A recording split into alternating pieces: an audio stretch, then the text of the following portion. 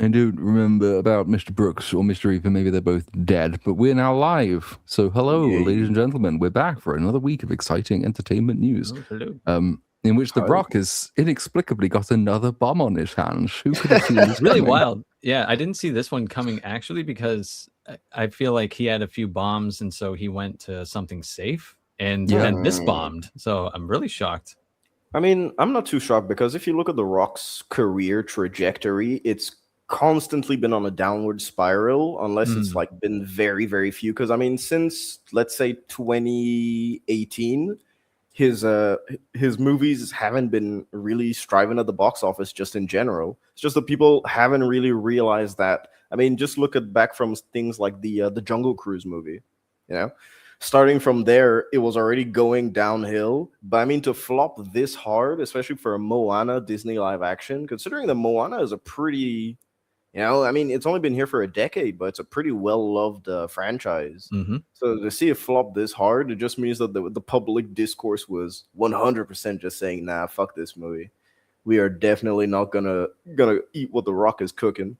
Well, whoever did see it, they gave it an A- cinema score over the weekend, and then even on Rotten Tomatoes, like it has a 90% audience score.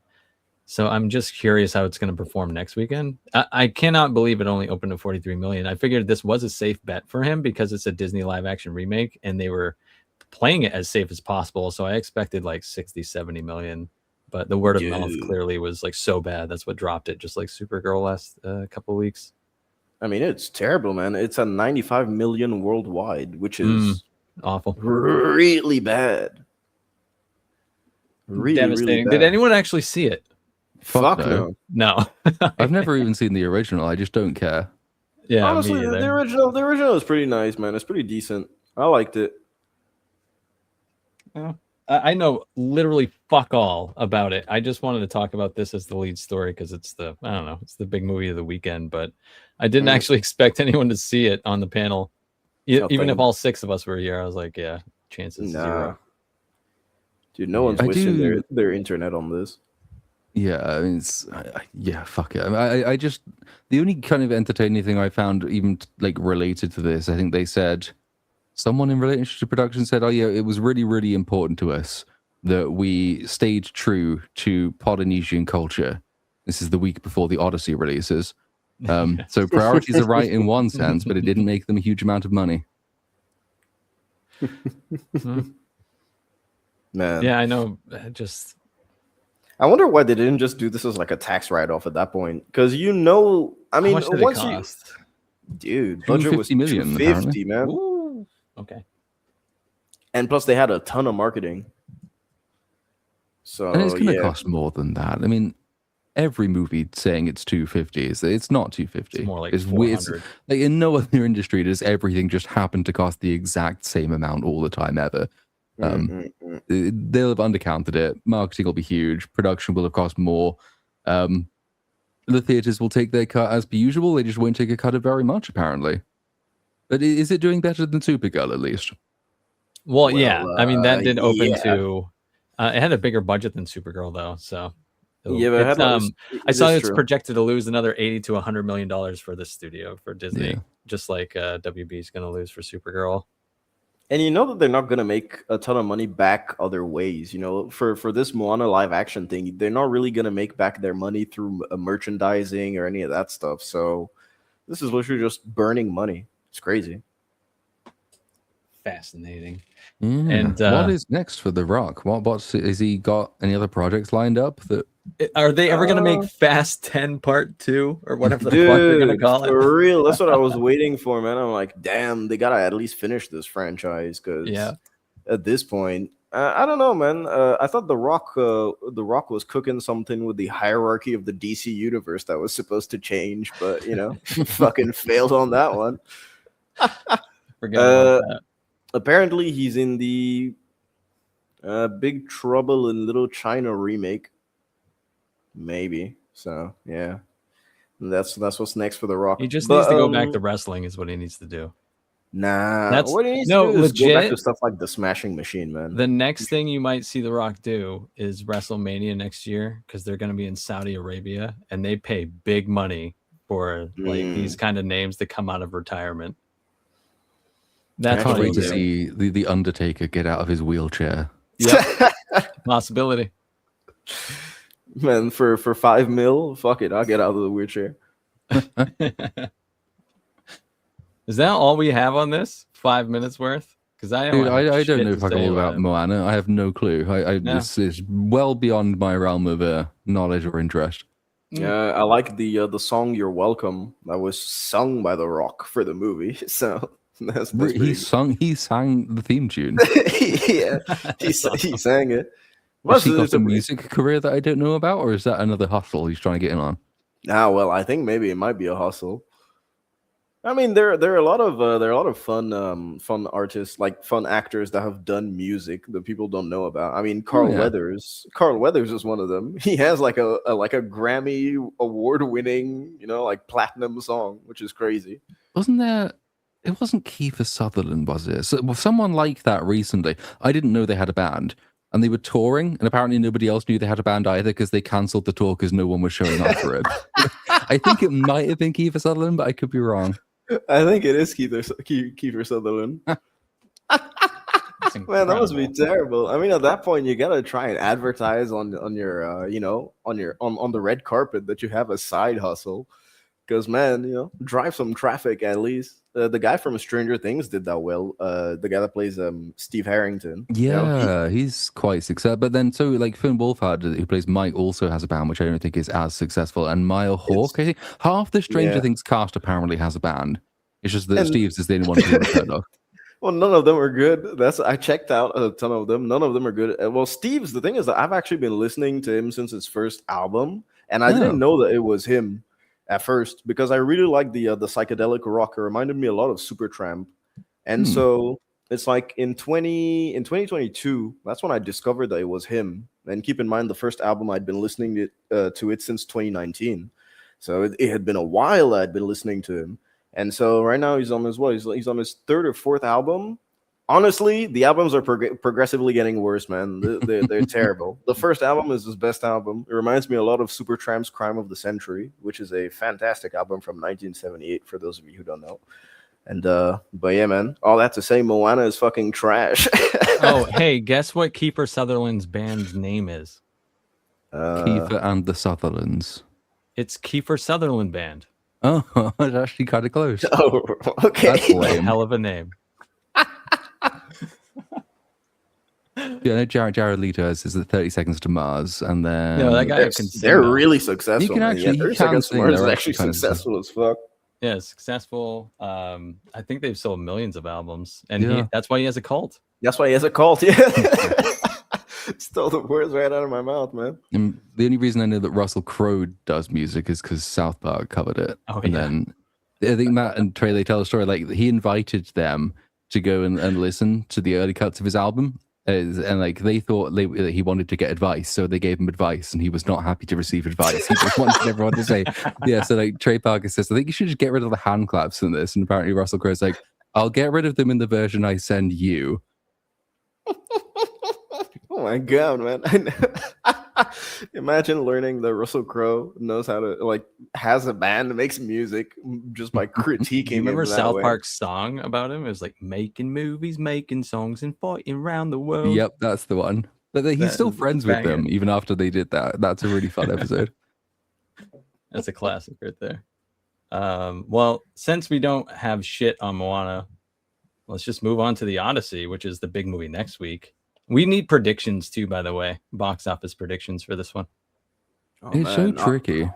Because It is. like, everything conventionally says it's going to do like probably 800 to 900 million. But then I keep looking around and it's like no one anywhere near me is going to see this film. Yeah. No cinema me near either. has anyone. We're a week out still. I think it was like 5 people when we checked this time last week. It's gone up Yep. to 7. So, that's an improvement. I'm gonna go look. Just not much of one. No, same for me, man. Dislike ratio was it like it climbed over like 700,000, which is like it's broken a bit of containment. None of the marketing material is making people more interested to see it. All of the pre-sales are people who booked like a year plus ago to go see it in IMAX, but nowhere else seems to be booked up. So I genuinely don't know.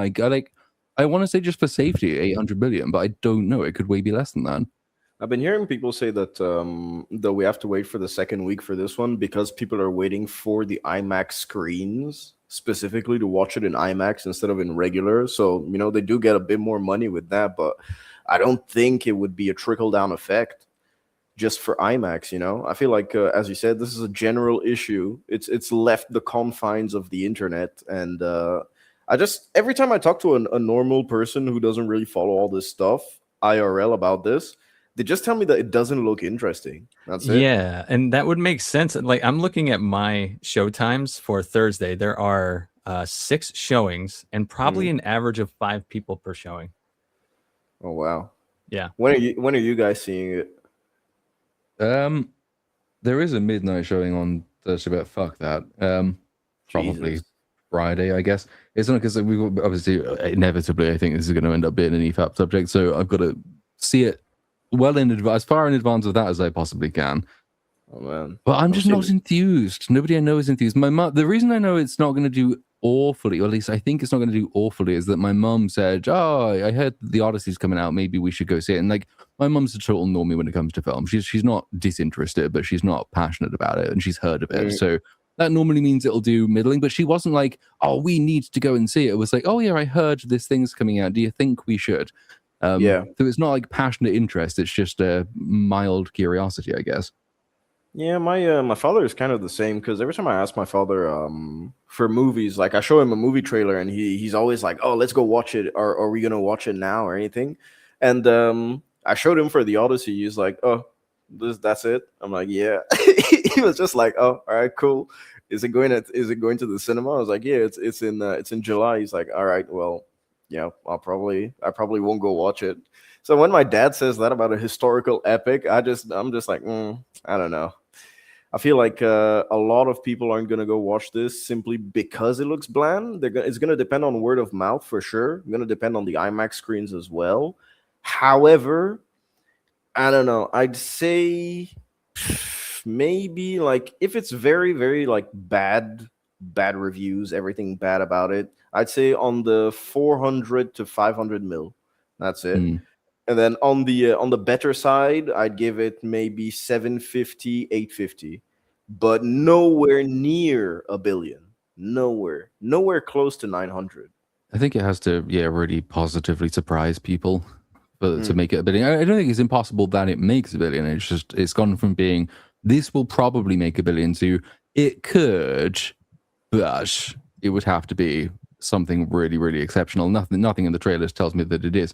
I just checked the cinema showings again. The 9 p.m. one on Friday evening, which is when, like, it's not a bad time to go see it.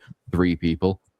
Ooh, So damn. that's not good. The 7 p.m. one's quite a bit better. That's like 20, but it's still less than like a third full. So I'm going on Wednesday at 8 p.m. And in the cinema, myself included, we are 7 people. Keep in mind, this is IMAX as well.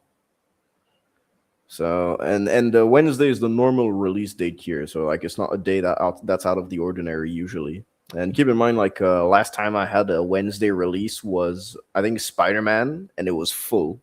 So full that you could barely park. So Spider-Man already is the new one. Like I just checked it by way of comparison. Like the cinema's packed already for that film, and that's mine too is sold out.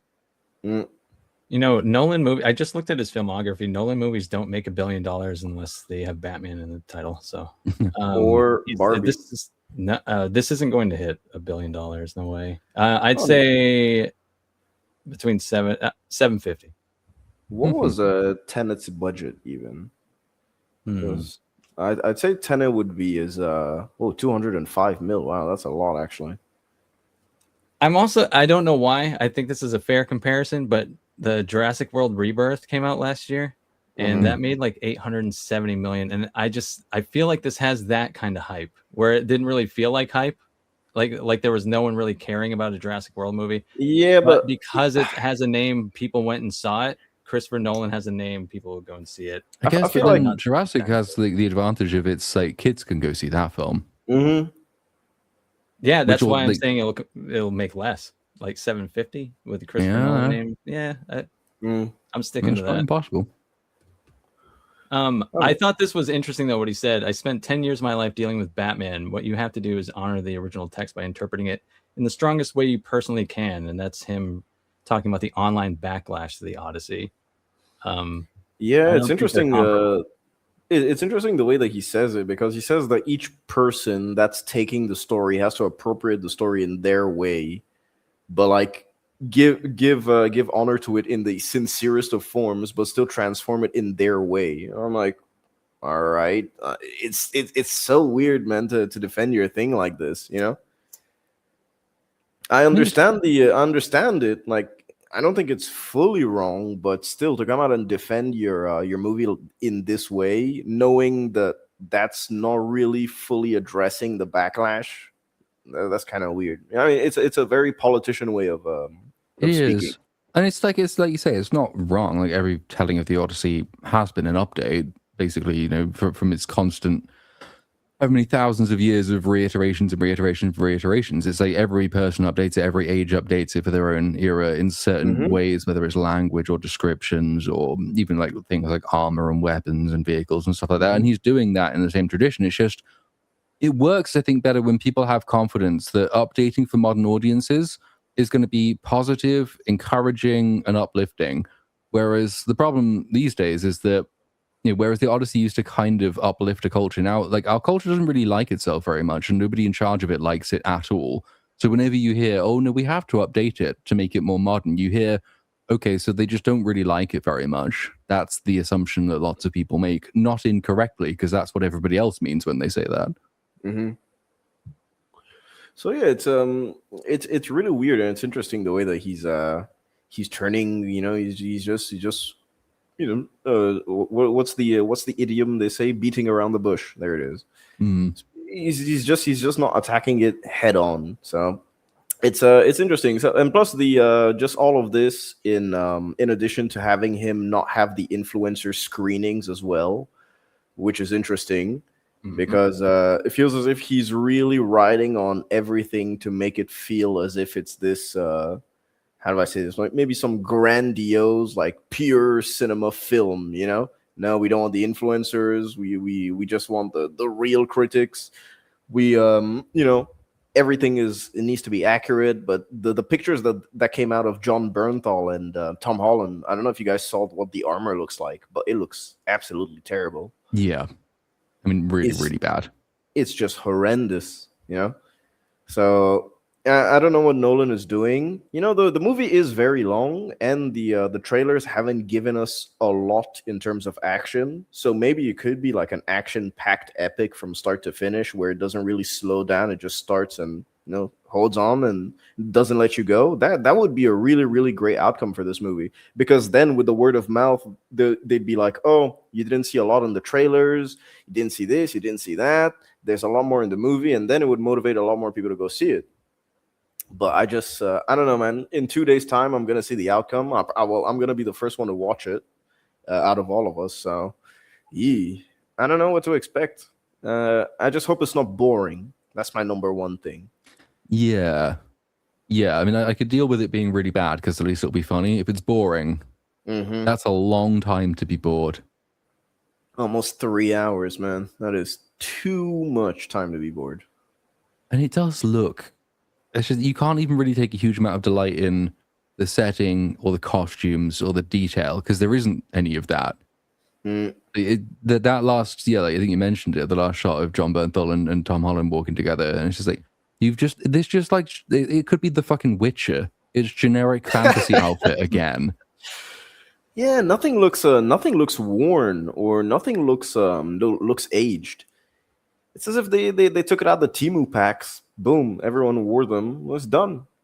Job's finished. Everyone, So roll cameras. It's like, what? That is an interesting point. It does look incredibly clean. Yeah, everything's just nothing's weathered or anything. I mean, look at something like 28 years later. Even that looked really good in terms of the costumes. Everything looked really lived in. It's funny because Nolan said that his defense, I think, for the fact that they're using a Viking longship like 2,000 years before those were in existence. He wanted a ship that was large enough for them to actually sail, so they could capture the authentic experience. So he wanted authenticity of being on the water, which you can accomplish in many, many different ways. But he didn't really care about the authenticity of the ship itself, or anything that anyone on the ship was wearing, or any of the language they were speaking, or anything around it. It's just, oh no, we wanted an authentic sailing ship. It's like, that's a weird priority, dude. You could have done that I would have reversed it personally, but you do you, I guess. Yeah, it's so weird, man. Like, even just from conceptual. Well, I mean, conceptually, I feel like Chris Nolan, they just give him carte blanche now. He just enters the studio, drops his balls on the table. He's like, "Listen, give me my fucking money. Let me do my script." And they're just like, "All right, do what you want to do." So, like, I feel like he has no one to say no to him or to be above him to rule out anything. And plus now he's getting such huge budgets for a singular director who's doing original pieces. And, testament to him and the faith of an audience in a director and the faith of a studio because of the audience's faith in the director. But he is still one of the only dudes making original movies at a super high budget level. And can do it. So kudos to that. But I mean, at what point do you become too big for yourself and you have no one that can say no and you're surrounded by yes men? And then that's how you just fall off a cliff. That's how you become Ridley Scott. And it didn't take a long time for Ridley Scott to become the dude he is now. So, and there's so many other directors that you can just name that have fallen into the trap. Yeah, so I don't know, man. Like, maybe he's just getting too big and no one wants to say no to Nolan, and it's fucking him up. Yeah, original. I'd say in those last 15 years, he's released some original films for sure. Interstellar was Inception. 2010 was Inception. Interstellar. People will say that Inception is a ripoff of Paprika, so that's why a lot of people are saying maybe it's not original. Yeah. Paprika is an anime. That's why. He has made some bangers, like Memento was really good. Yeah, I like Memento, man. Yeah. A lot of people don't. Oh, The Prestige, dude. I fucking love The Prestige. Yeah, Prestige was great. I think Prestige might be his best film. I haven't seen it since it came out. I'll have to go back and watch that, but I remember enjoying it a lot. Very clever movie. I really like the score for Inception. What did you think of Tenet? Not a fan. I watched it once. I haven't even thought about the movie again. I was just like, all right, the visuals are really cool. The story, I'm not understanding jack and shit, and the story is not giving me shit and jack, so fuck it. And I felt like I was embodying Robert Pattinson's quote about it because he said he didn't understand a fucking thing while he was filming it. Exactly. And, I didn't understand a thing while I was watching it, and I was like, I feel you, man. 100%, dude. But like the visuals are really cool. Seeing a building, blow up on two different sides on two different timelines and stuff like that. I was like, all right, this is lit. Car chases going back, and then snooze fest when everyone's talking because they're just saying a bunch of bullshit, man. A bunch of science mumbo jumbo and stuff like that, and you're like, none of this makes sense, anyways. So. Even there's a point in the movie where she says, she basically just looks at the camera and tells the audience, "Don't understand it, don't try to understand it, feel it." And I'm like, what the fuck are we doing, man? It's like that's how bad the writing in Tenet is, dude. It's like dude, fuck it, let's coast on vibes. And it's like, my brother, come on. So yeah, I'd say The Prestige is probably his best film in my opinion. A lot of people say Interstellar. I hear a lot of hate for Interstellar. I feel like it has its flaws, but I personally cannot attest to them because I haven't seen the movie since it came out. No, same. So, I remember thinking there's something wrong with this, and I don't remember what that thing was precisely. There's lots of like little cumulative things. I know that he basically just abandons his son, and the movie forgets that the son exists. That's funny. That's why I remember it. There's some other shit. I remember it just being like a try-hard, worse version of 2001, which I think I was prejudiced against it for that reason. I don't know. I can't remember a huge amount about the plot beyond that. What about this? Can't remember a single quote though. I remember the entirety of The Dark Knight, I believe. So. Well, dude, there was. I remember they had. A lot of people don't know this, but Joffrey was in. Joffrey from Game of Thrones. He was in Batman Begins. He's the kid. Yeah, he's the kid at the fucking window. And I was like, a lot of people don't know that. And the same with the Hayden Christensen. He's in the Mouth of Madness with Sam Neill. He's the paper boy at the end of the movie as Sam Neill escapes hell, and he sees a kid riding a bicycle. That's Hayden Christensen when he was like 5 or 6 years old. Reaper, they're thanking God of your presence, man. What? I fell asleep and then woke up. It was one of those fucking days where everything that's gone wrong has gone wrong. But anyway, I'm here now, and I'm delirious. But almost a few people, to be honest. Fucking. Oof. Anyway, let's restart the stream. I'm finally here. We can begin again. We can. Yeah, Think of Moana. Skip it. What about the Odyssey? Skip it. All right. And we're back to where we are. And Sam Neill's dead. Sad story. Rip. Fucking woke up to this bad news. I was like, damn. I was going to bed to this bad news because I think it broke over here at like 7 a.m. and I was still working, and so I was just going to bed and check my phone and say, "Oh fuck, I wish I hadn't done that. That's miserable." For real, man. And dude, your tweet about it made me think because I share the same sentiment as you with Sam Neill. Like he was one of the first people that I ever saw on screen, like in terms of watching Jurassic Park that I remember. You know, so. He was always that mythical figure to me of cinema, which was pretty cool. And to see him throughout the years was actually awesome because as a kid, I only knew him from Jurassic Park, which was awesome. But then when you grow up and you start watching other movies, you're like, oh man, this dude has actually been in a ton of different shit. And he's actually a really cool guy, you know? So yeah, rediscovering Sam Neill when I got older was pretty fun. But yeah, man, rest in peace to him. Hopefully, and he seemed like that like very rare thing of being an actor who was actually kind of a nice guy and not an egotistical maniac fuckwit. I said sort of like he opened that winery on the Jurassic Park releases, which is just a Chad move. Everyone who can should own a winery. But then he does all those videos talking to his animals on his farm and all the rest of that stuff. And he used to say like, he doesn't consider himself an actor. He's just a person who acts because he was giving advice about how to avoid depression if you're workless and jobless and trying not to make what you do everything about your identity. It just seems like a very, very, very well-grounded, decent human being. On top of being an actor in the first ever film I ever saw, and probably still today one of my favorite films and one of my favorite characters. So it's just sad news. Yeah, man. Yeah, he was good in an Event Horizon where he was going where we're going. We don't need eyes to see, and you're like, oh shit.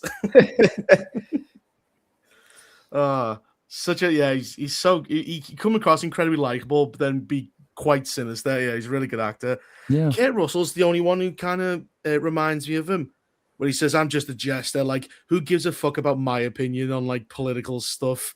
Like he's just there for the craft. He just wants to entertain people. And it's like if a lot of people, I don't understand why a lot of actors haven't picked up on the sentiment that if you actually want to talk about politics, just become a politician, man. Arnie did it. Arnie literally is the blueprint. He did it. He became a politician. And then he went, screw your freedoms. So, maybe he shouldn't have become a politician. He was way more fun when he was just an actor. But yeah, I'd say no, you can always be political. It's just these people are just insufferable. Yeah, like you just go, They used to do it all the time, like in the 2000s. It was like, oh, vote whatever, which way or one way. Didn't used to go, vote this way, otherwise, fuck you, fuck everything you stand for, and I hate you.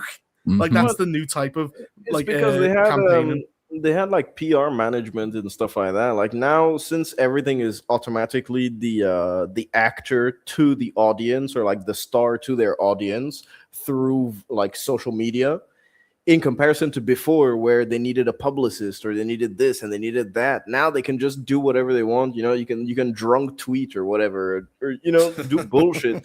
So that's kind of the issue, is that they're not really as controlled as they were. Their image wasn't as polished as it was before. Yeah. Good point. Yeah, like they used to have like this kind of mysteriousness to them.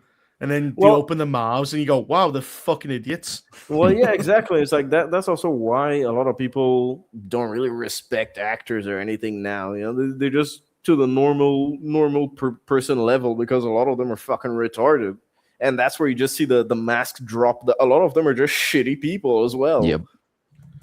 Like Keanu Reeves is not a good actor, but because he's such a nice guy, that seems Yep. to make up for anything. Like, how devoid of nice people is it that everyone goes, yeah, Keanu Reeves sucks, but he's a really nice guy? That's literally somehow like it's for it to be pointed out is just how, you know, fucking non-existent it is.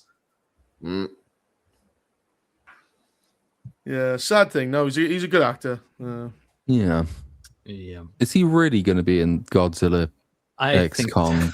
Oh man, I don't know. Isn't that a I saw shame? that tweet. I was like, "There's no fucking way this is his last movie, dog." That reminds me of Kevin Conroy, where this ends up not being true, but everyone said his last role was the Suicide Squad kills the Justice League, where Harley Quinn just executes Batman. And I was like, oh god. Luckily, he did this Crisis of Infinite Earths, where he voiced a quick cameo of Batman, and it's actually really fitting because he goes like, if I have to go out, at least I go out being Batman. And at least we got that as his last line, being grateful for being Batman, rather than some fucking horrible feminist lesbian murdering him. In other news, this is official artwork from the from Avengers Doomsday, and I made a few observations. One was it's amazing that they decided to shrink down all the characters that we should be focused on, the newer characters. They are practically irrelevant. That is a fair point. And Who even is the person standing on the hero John Walker?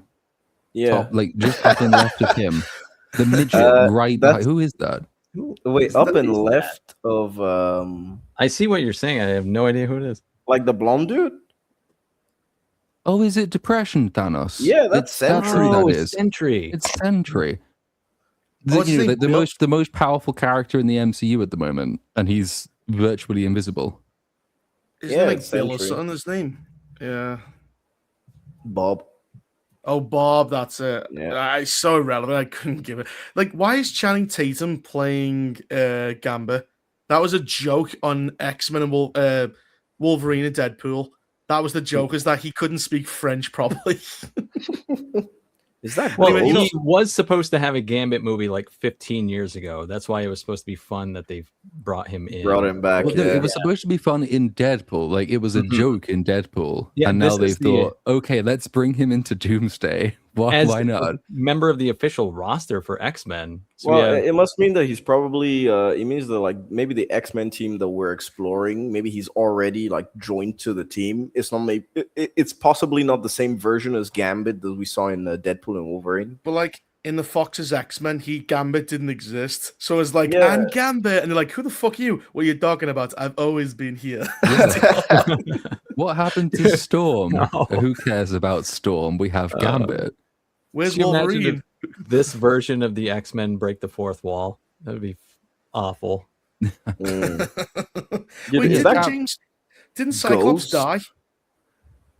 What? No. Yeah, They revived. yeah. X-Men 3, but then No, he was but brought back at Days of yeah, they revived everyone after X-Men 3. I forgot. God, it's been so Yeah, but long. So many it X-Men. wasn't in Future Past. Wait, that was the newer? Oh, wasn't that the younger versions of them? Yes, but they met the older versions too. Days of Future Past was the Oh. mix of They- both. Yeah, they fixed the past, and like Jean Grey lived. She didn't end up dying because X2 didn't happen or whatever. 'Cause they What I'm changed hearing it. from all of this is that I have significant homework to do. Yes, Look at all of these, look at all of these people. yeah, Yeah, you have to watch all the Fox X-Men movies, and which all is that. I don't mind incredibly that, 'cause they're convoluted fun. timeline. No, they're really fun, but the timeline is so actually, messed not up. really, man. I feel like they only fuck up the timeline after Days of Future Past, and Days of Future Past is a banger of a movie. And after No, that, X-Men Origins Wolverine completely fucks up everything.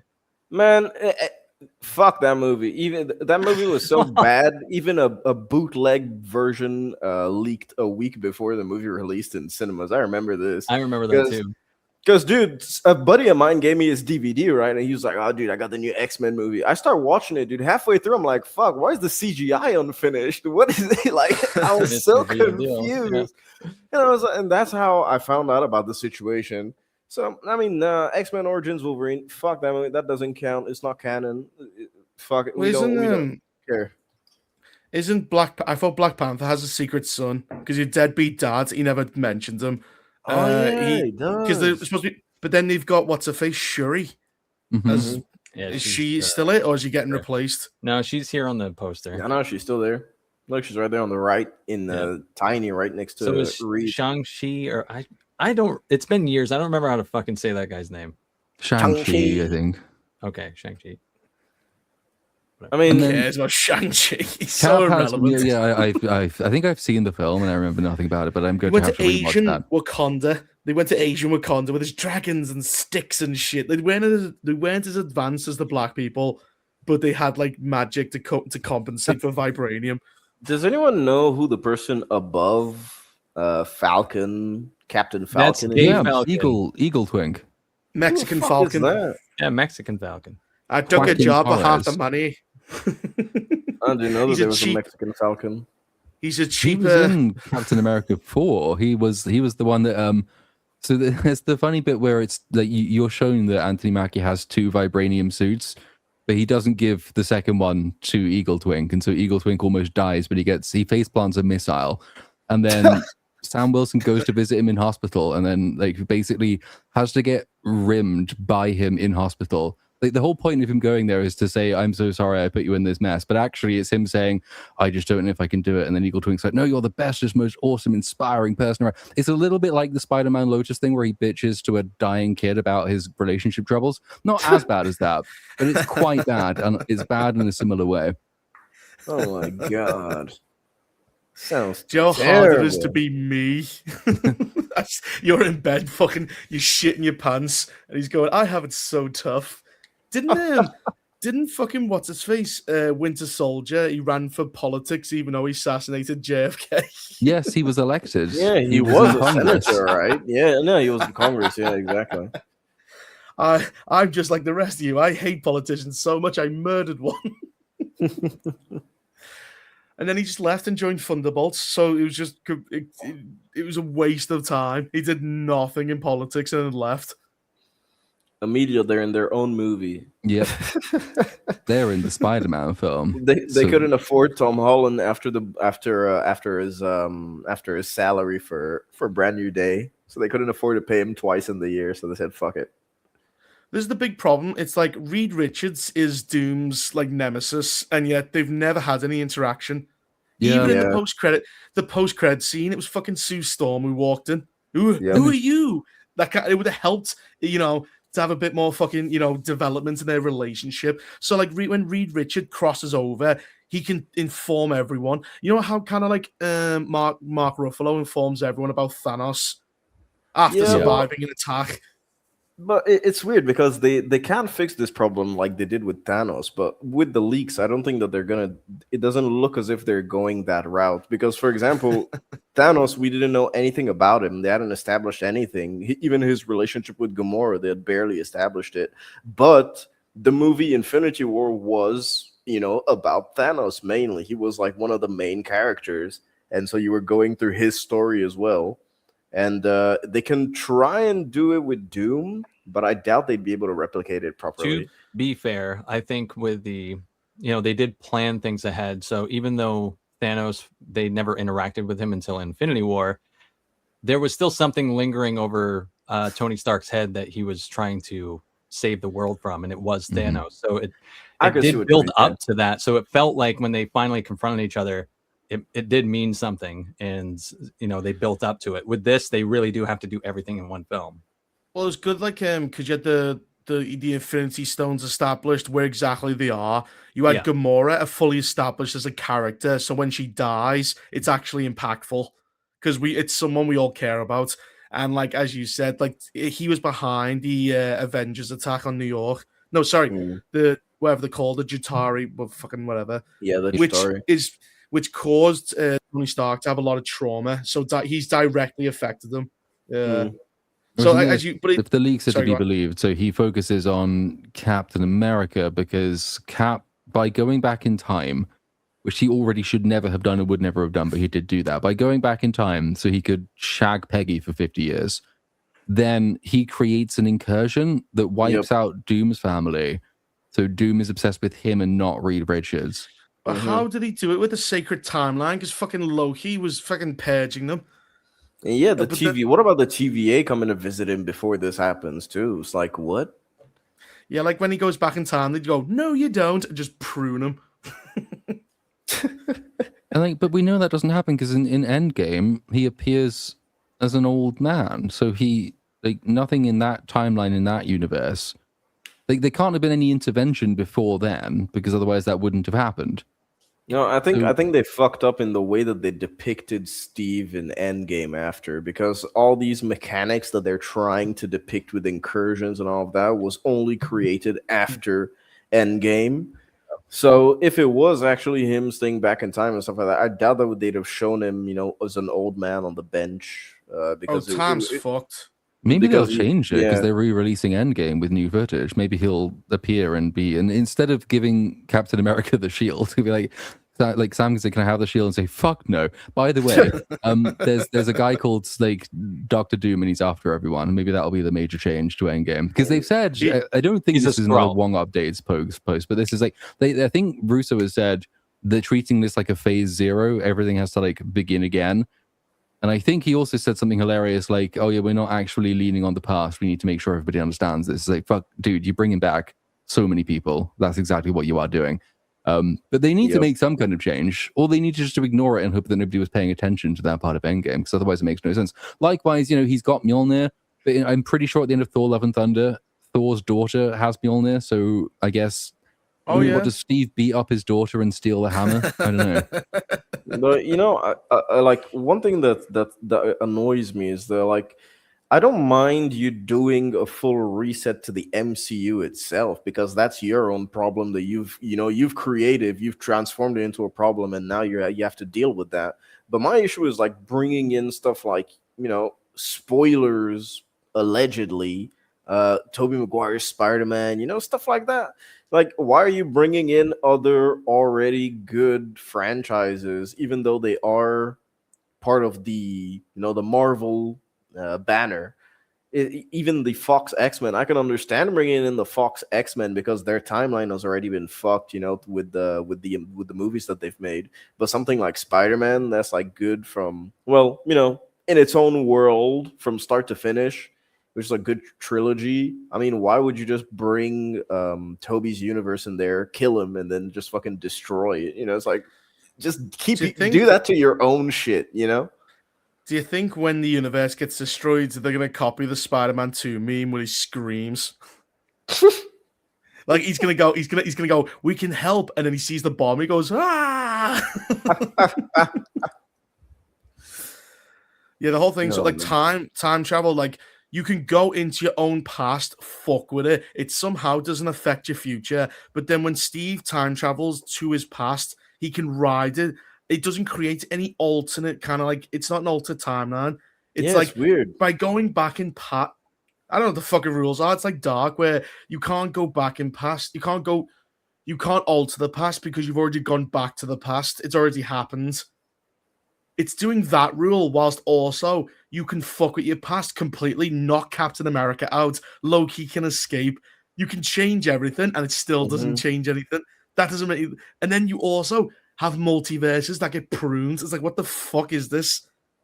Yeah, I mean, even Loki wouldn't exist if at the end of Endgame he went back and put the stones back in their place before everything. It's the Loki TV show wouldn't even be a thing normally. It's so weird, these things that they've created. Man, they need to nuke the entire fucking thing, but just nuke the MCU. Don't touch Toby. Don't touch the. I mean, honestly, the X-Men. You can nuke the X-Men too, man. They've been. They're past their time. It's done.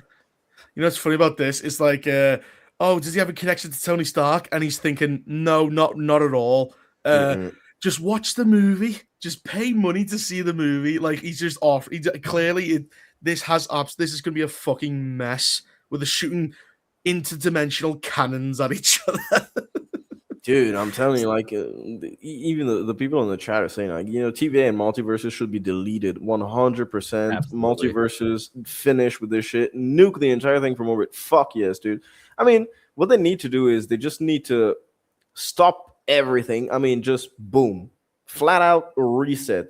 Now, the issue that they have when they want to do this flat out reset is that one property that they would consistently have, even if they wanted to reset the entirety of Marvel to zero, one property that they can't reset to zero is Spider-Man, because they have Tom Holland. I think they've signed him on for a new trilogy, of which Brand New Day is going to be the first. So that's already a huge problem. It's the equivalent of James Gunn not knowing what he wanted to bring as canon to his new DCU. That if they want to actually reset it from zero and recast everyone, and just do brand new stories. Well, the worst thing is we're gonna get like what's called like a fake reboot where we're rebooting it, but it's not really a reboot. It's basically a secret sequel because all the people, like half the cast is gonna get replaced, while Thor, Spider-Man, all these other people are gonna be brought forward. Like when Fantastic Four enters the new universe after Doom, merges all the timelines together, like you'll need to watch Fantastic Four from the previous universe to understand the new one. Yep. That's what I'm saying. Like, so it's not a reboot. It's just a shit sequel. It's a fucking, I don't know what you call it. Mortal Kombat 1 did that. We're rebooting it, and you can't understand the story without playing Mortal Kombat 11. No, that's not a reboot. Wasn't it that Mortal Kombat 1 game or something that had come out? Yeah, that's what I'm saying. But this is the same thing. Like, if we're taking Thor and you'll have to watch the 3 Spider-Man movies from the old MCU to understand the new universe. That's not a reboot. Exactly, but that's what I'm saying. I'm saying that, like, even if they wanted to go full-blown hard reboot, like we've nuked everything from orbit, we've destroyed everything. We want to start Marvel fresh, the same way we did back in 2008. All right, like even if they wanted to do that, Spider-Man would be the only IP that's really stopping them from doing it because of Tom Holland and his attachment to Spider-Man, and because they know that it's a cash cow. I don't think that they'd go for the risk to recast. Well, not only that, they can't because Sony owns it. So Sony wants Tom Holland's Spider-Man because it's a successful property. So they're not going to fuck with it for another decade. Well, even then, and Sony, like Disney would never give it back to Sony because it just makes so much money for both of them. Unless Sony tries to buy out their contract, which Disney would definitely make them pay a lot for it, for sure. I think Disney would buy out Sony before it'd be the other way around. Oh, I definitely think that I'm surprised that Disney hasn't made them an offer yet. But the thing that's really good about Sony's part of the deal is that Sony basically doesn't have to do shit. Disney does everything. Sony just looks a tiny bit of quality control, and then that's it. Like, they just sit down. Disney does all the dirty work, and they basically just make the profits. That's it. So it's like the best deal for them. It's not from lack of trying. We had Craven, we had Venom, we had Morbius. Like, just failure after failure. But I actually think it's actually probably in Spider-Man's best interest to be standalone. Like, everyone fucks off to the new universe, and Tom Holland it's like Batman. He's just his own thing. But then Disney's like, it's that point where, wow, nobody's liking the new characters. Maybe if we put Spider-Man next to them, they'll resort to that dirty trick they always do. Let's put someone likable next to someone very unlikable. It's an attractive woman next to a fat woman. Makes the attractive woman look even better. But, it's fucked. The whole thing's fucked. It's not going to work. It's going to be what's Secret Wars going to be about?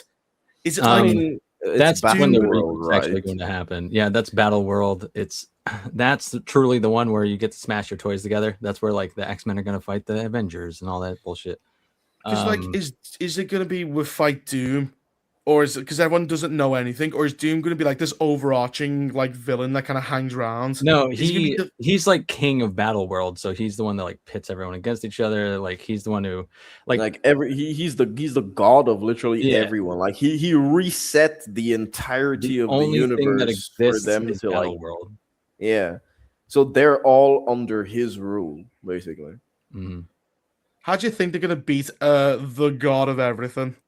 What bullshit are they going to do? I'm Oh, pretty no. sure as usual he just like he defeats himself in some way. I don't remember how. I've gotta Google it Do you now, think? but Do you think he they'll always give like defeats a? himself or just gives himself up or something? So Do you think they'll give like a? Do you think they'll give like a fucking cringe speech where they go like, "Life is like about choice"? He goes, "Yeah, you're right. I'll kill myself." It'll be one of those cringe fucking. Let's appeal to his intellectual side, but the character is so poorly written. He makes a terrible argument. It's. I have a feeling it's gonna be one of those fucking things. So in the Secret Wars that they're actually going to adapt, Reed Richards forced him to confront his own inadequacies by getting Doom to admit that Reed would have been better at ruling and saving the multiverse. Molecule Man stripped Doom of his stolen godhood and transferred it to Reed.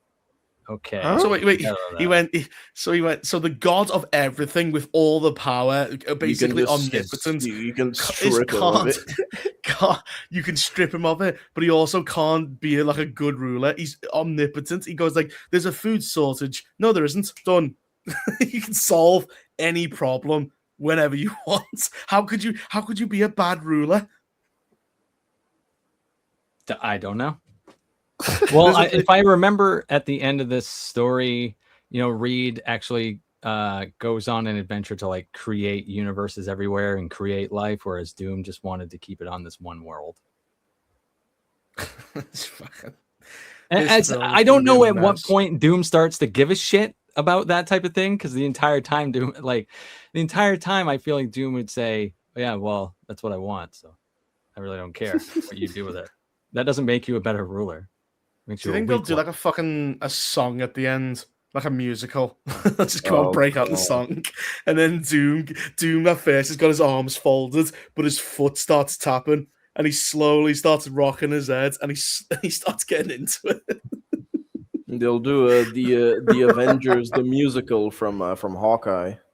Yeah, Dave has a good question. Where are the Celestials in all this? They don't matter anymore. They popped up, took the Eternals. They showed up, just went zoom, took the Eternals, and went bye, and just disappeared. At least this, under Filthy Casual suggestion, he does have a good reason to do that. Yeah, but wouldn't he want to cook Sue Storm and Reed Richards, and like he'd want to fuck Sue Storm in front of him? Like, why would you make others? You want him to watch him. You'd make him, because he can fold his body. You would make him a literal cook into a cook chair as you fucked his wife on him. He would be a literal cook chair. I'd freeze him in that position.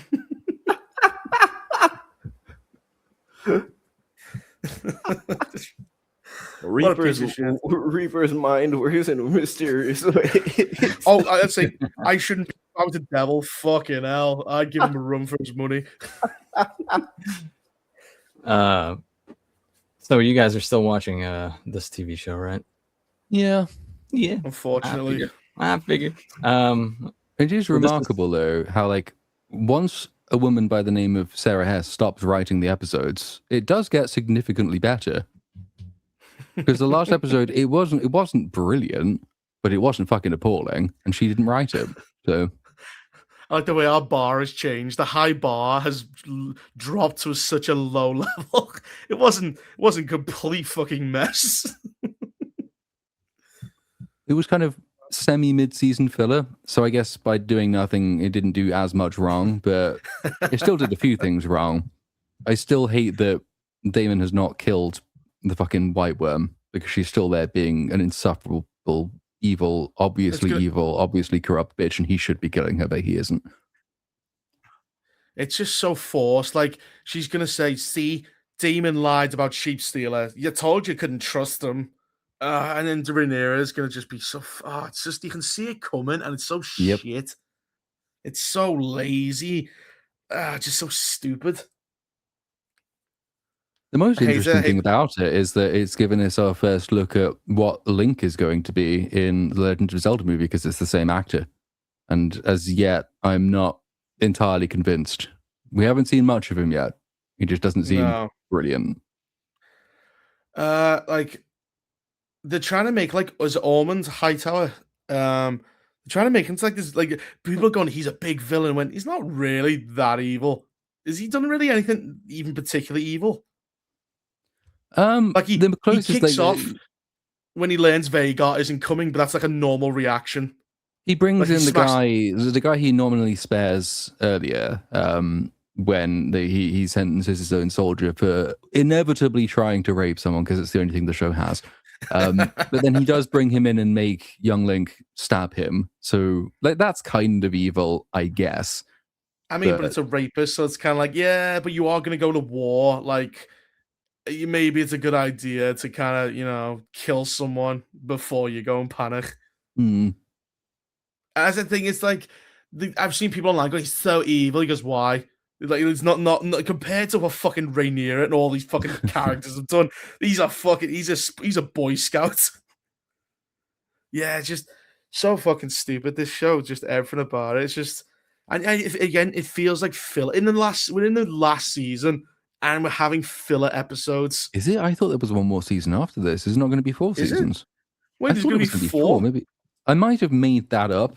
I don't know. I thought there were going to be 4 seasons. What else is there going to, like? You should be able to wrap everything up in the next 3 episodes, but like they're just going to keep. Yet there is season 4. What? Yeah. Because there's a bunch of stuff in the aftermath that I don't think they can reasonably fit into the remainder of this season. I thought. Well, yeah, I won't go into it because it's spoilers for people. But like this one, I imagine that. Well, no, I can't even say that without going into spoilers. I know roughly, I think, where this one will end, but there's a whole bunch of stuff that happens after that, which is significant. It's like it's equivalently important. It doesn't end with certain people dying. It has to carry on for another big climactic thing, and I think that has to be season 4. I don't see them doing it in this season.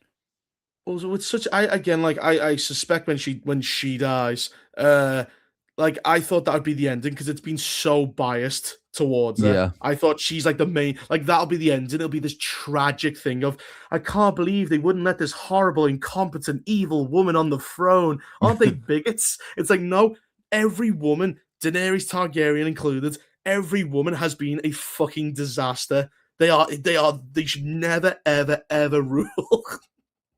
That is the lesson of Game of Thrones. I still can't believe they actually did that. The first time she sits on the throne and say, "Oh, damn! Now I have my period, so I'm biologically incapable of making good decisions." Right? So women shouldn't be in power. Great, well done, Sarah. You carry on writing your feminist stuff there. Good job. Oh God, this fucking like season 4. So I'm surprised it's gonna carry on. Like, so they're gonna do like the aftermath, fucking yeah. But then I'll be like, that'd be quite boring, won't it? So I feel like they're gonna add in a lot of extra stuff.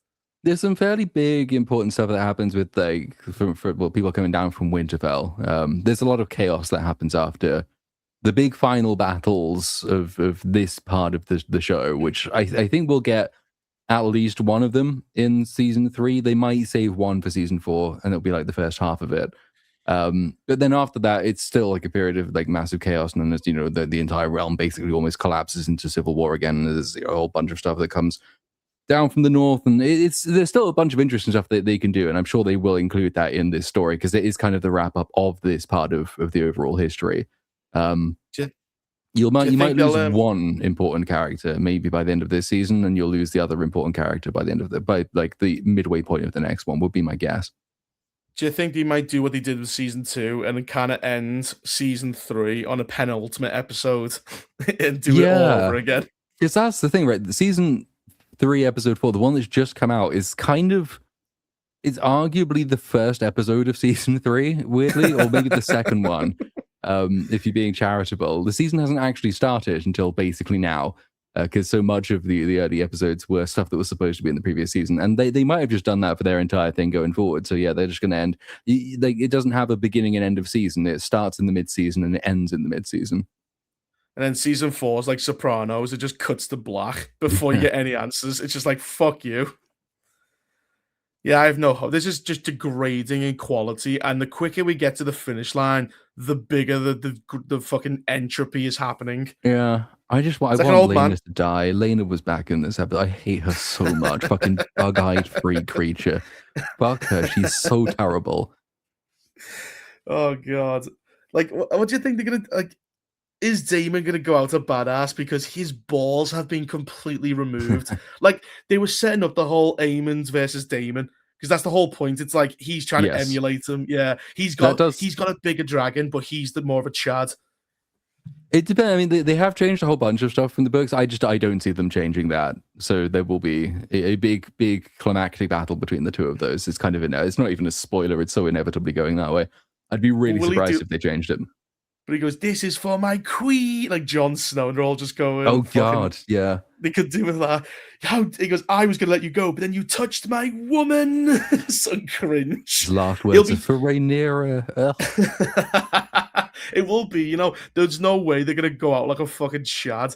He's gonna go out. It'll be because that's all he's done this season is do whatever Rhaenyra wants, including letting the fucking White Worm live. That fucking bitch. Well, she doesn't want you dead, and it's like, well, the fuck's wrong with you? You're the rogue prince. The only thing he's done really to oppose her, so not even to oppose her, is obviously he lies in this episode. He brings back the head of that shepherd and pretends that the shepherd is the guy who killed Jace. So he's lied to her about that, but then White Worm tells him that she knows that he's lied about that, which is another reason he should kill her, and he still hasn't fucking killed her. Do you think they're gonna go for like a Jorah Mormont Daenerys? Like she's gonna go get out, and he goes, "Ooh," starts crying, and then he shows up last second to save her, like Jorah Mormont does in the fucking Battle of Winterfell. Or just teleports into the middle of Yeah, he just empty teleports fields, him with Caraxes. Like Han Solo, he just comes in last second. But he doesn't rescue the day. He just goes, ugh. He falls into Vagar's jaws. Yeah. I can just see it. He's everything they hate. So, like, no wonder he's being cooked. Like, it's only Matt Smith's fucking charisma that's keeping it going. And it makes him the most popular character, I think, for most people. The show loves Rhaenyra, and everyone I know really despises her, and rightly so, because she's shit. She's so bad. I mean, she's really bad in this episode as well. It's like, what, people have put mean graffiti on about me? Yeah, let me send the famously peaceful gold cloaks to round them up, whilst they're not getting paid, because all the gold Damon brought back, I'm going to give to the same poor people that my guards are now beating the shit out of. What? Yeah, she is pro. And like, I love the small council meeting, and there's no one there. Yep. She's got no advisors, no master of court, no nothing. She's a fucking moron. If her death should not be tragic, it's like, I can't believe all these horrible choices I've made have come back to bite me in the ass. Mm-hmm. It's like, they just didn't want a woman on the throne. It went, no fucking shit, you've killed so many people. God, fucking, she sucks, man. She sucks. So, and Allison's like, fucking, why is she still there? I don't know. She shouldn't be. The mother of your enemy. She'll be on the small council. I'd be really surprised if they don't do that. I mean, it seems Damon's gonna leave. It's gonna be an all-girl small council. Yeah, because Corlys is fucked up. So again, he's kind of earning points back. He's done some sensible things in this season, including fucking off when she's like, "Fetch my hand." He's like, "No, fuck her. I'm going to see." Yeah, get rid of all the men around her. She'll keep two horrible, horrible women as advisors, and then they'll just go. They just didn't want women ruling the Iron Kingdom as the mobs descend after like starving to death. Yeah, fuck this show. Yeah, I'm gonna watch it end. Well, I want to watch it because it's kind of like in a way that sort of Game of Thrones. I think it'll be less painful than Game of Thrones just because that was the first real time it had happened. But now it's so familiar that it's kind of that you can start watching it as comedy, so it's less. I'm not pissed off about it. It's just funny. Yeah. Inevitably, it's going this way again. Like season 3 is gonna car crash, and then season 4 is gonna be fucking explosive. Like just how bad that is. Because season 8 was like 3 car crashes back to back. Like, oh, the Night King's dead. Oh, the drag. Oh, Cersei's like fucking dead. Oh, Daenerys has turned to Hitler. It's like, like back to back. And it was the speed of the character assassinations. I've never seen a show run through so many characters so quickly. It's like almost 1 or 2 per episode at one point. It was really quick. I mean, Varys going so soon, and then who goes immediately after Varys? I know there's someone else who goes like really quickly, either just before or just after. I was like, fuck me. Oh, Littlefinger. Yeah, Varys and Littlefinger go really in quite close together, don't they? Yeah, they go quite quickly. I think it's like a few episodes before it. It's like he tries to pit the two sisters against each other, and all they do is go, "Hey, is Littlefinger fucking with you? Yeah, let's kill him." his plan was to get 2 family members for like long lost who loved each other together and turn them against one another. That's the most retarded plan I've ever heard of. Let's sell her to Ramsay Bolton, the rapist, and then what? I don't know. But when she escapes after being sold to a rapist, she'll surely be on my side. Such a retard. Yeah. And then Tyrion. Have you seen Peter Dinklage when he talks about that? When he goes, Tyrion's a genius, and yet his plan is to put people in the crypt where all the dead people are. Because he's smart, but I guess he's not that smart. He is fucking... He got, like, ever since he met Daenerys, she must have poisoned him, or must be drinking out of a lead cup, because his IQ dropped about 50 points. It's when they go to Dragonstone. Maybe Dragonstone is just made of lead, because Varys does that too. It's like when he's sending that little girl to try and poison her food, and the girl says, "Oh, she's not eating, and her guards are watching me." And Varys says, "It'll be fine. Just try again tomorrow." While he covers his letter with his hand. She's like, fuck off. The little girl has more sense than him. Listen, dude, you're gonna get caught here. Oh, what a piece of shit. So, next slide. Well, Obsession is now the highest grossing original horror movie of the century at 423 million. Did you guys see it yet? Platoon, have you seen this? No, I've still not had time. You still have got to. Yeah, it's very good. 750K budget, man. That's absolutely insane. It's amazing. Totally worth it. I went to the movies to see the new Evil Dead last night, and people were still lining up to see Obsession again. Like I was, wow. They were screaming to their friends, like, "Let's see Obsession again." I was like, "Oh my god, people are still seeing this movie." Damn. Well, how many of them were Gen Z? Oh, it was all Gen Z. Yeah, it was all just like clearly, like teenagers. Was Evil Dead good? No. Oh god. I was really disappointed. I really liked the last one, but I don't know. The gore was really good.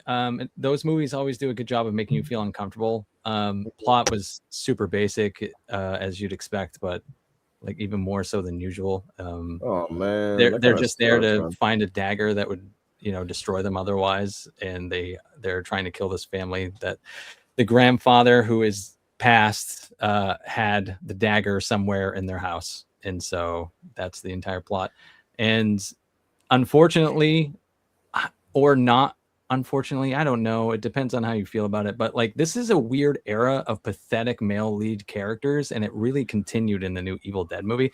And Obsession is one of those too, but it's a really good fucking movie, and it handles it really well. Whereas it portrays the flaw. Yeah, exactly. So it's not even the subject matter. It's just that it's weird that a bunch of horror movies are all tackling similar things, and some do it really poorly and some do it really well. And Obsession did well.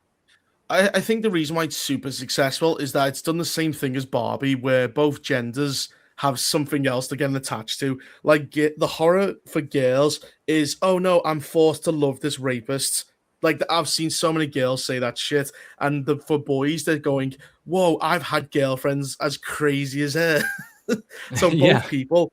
And like Barbie had the same thing. Like Barbie was like, oh, the women love the feminist shit, and the men love Ken. Right, yeah, it had something for both parties to enjoy. Yeah, so both people are like watching two different movies. Yeah, good. Yeah, that is actually a very, very good point, because I spoke to one of my friends who's a girl, and she's just around my age. She's a year younger than me, and she was telling me like when she was like, "Oh man, I can't go and rewatch Obsession ever in the cinema." I'm like, "What the fuck? Why?" She's like, "Oh, the movie traumatized me because of the thematic elements of him and the non-consent and all that stuff." I was like, "Damn, all right, well, like it's interesting to see the like what really scared some people when people were watching Obsession. So I think that interesting discourse is what makes it thrive at the box office. In addition to being a very short movie, it's a short runtime. So But you're getting people like some of the worst takes. Like they're going, the men love men like the bear character because they're all secret rapists. That's And you're like, so what the insane. fuck? Like the beginning of the film is relatable in like a high school sense. Like you're friends with a girl that you really want to like you. So many people can relate to that. But it's not after the One Wish Willow is presented that everyone's like, yeah, now I relate to Bear, now that he's like a fucking rapist and stuff. It's so insane. It's like, no, that it's the beginning that people relate to, and then for women, as you illustrated Uninspired, like that's where they come in and where they're attaching themselves to the movie. But yeah, Yeah, man, you do need to see a Obsession Platoon. making bank. Yeah, Platoon. I think you'd actually genuinely enjoy it. Yeah, I'll just despise everybody else who likes it, but yeah. Yeah, I haven't seen it either, but everyone's telling me to go watch it. Really doesn't make me want to. It's probably Well, gonna we hype it up told, too much, and it's gonna be disappointing to you. Yeah, I always like to leave it for a while and just watch it when no one cares.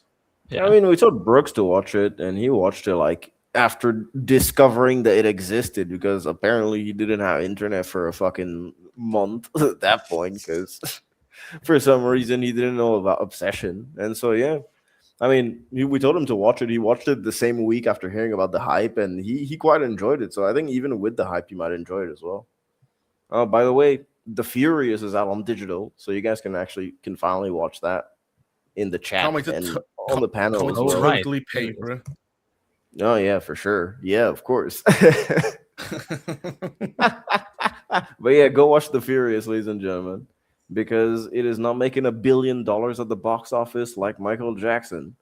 So yeah, this actually, I mean, I'm not shocked because it's MJ, but I'm shocked because I don't find the movie to be of It wasn't that good. of immense quality. So He all the way to the bank though.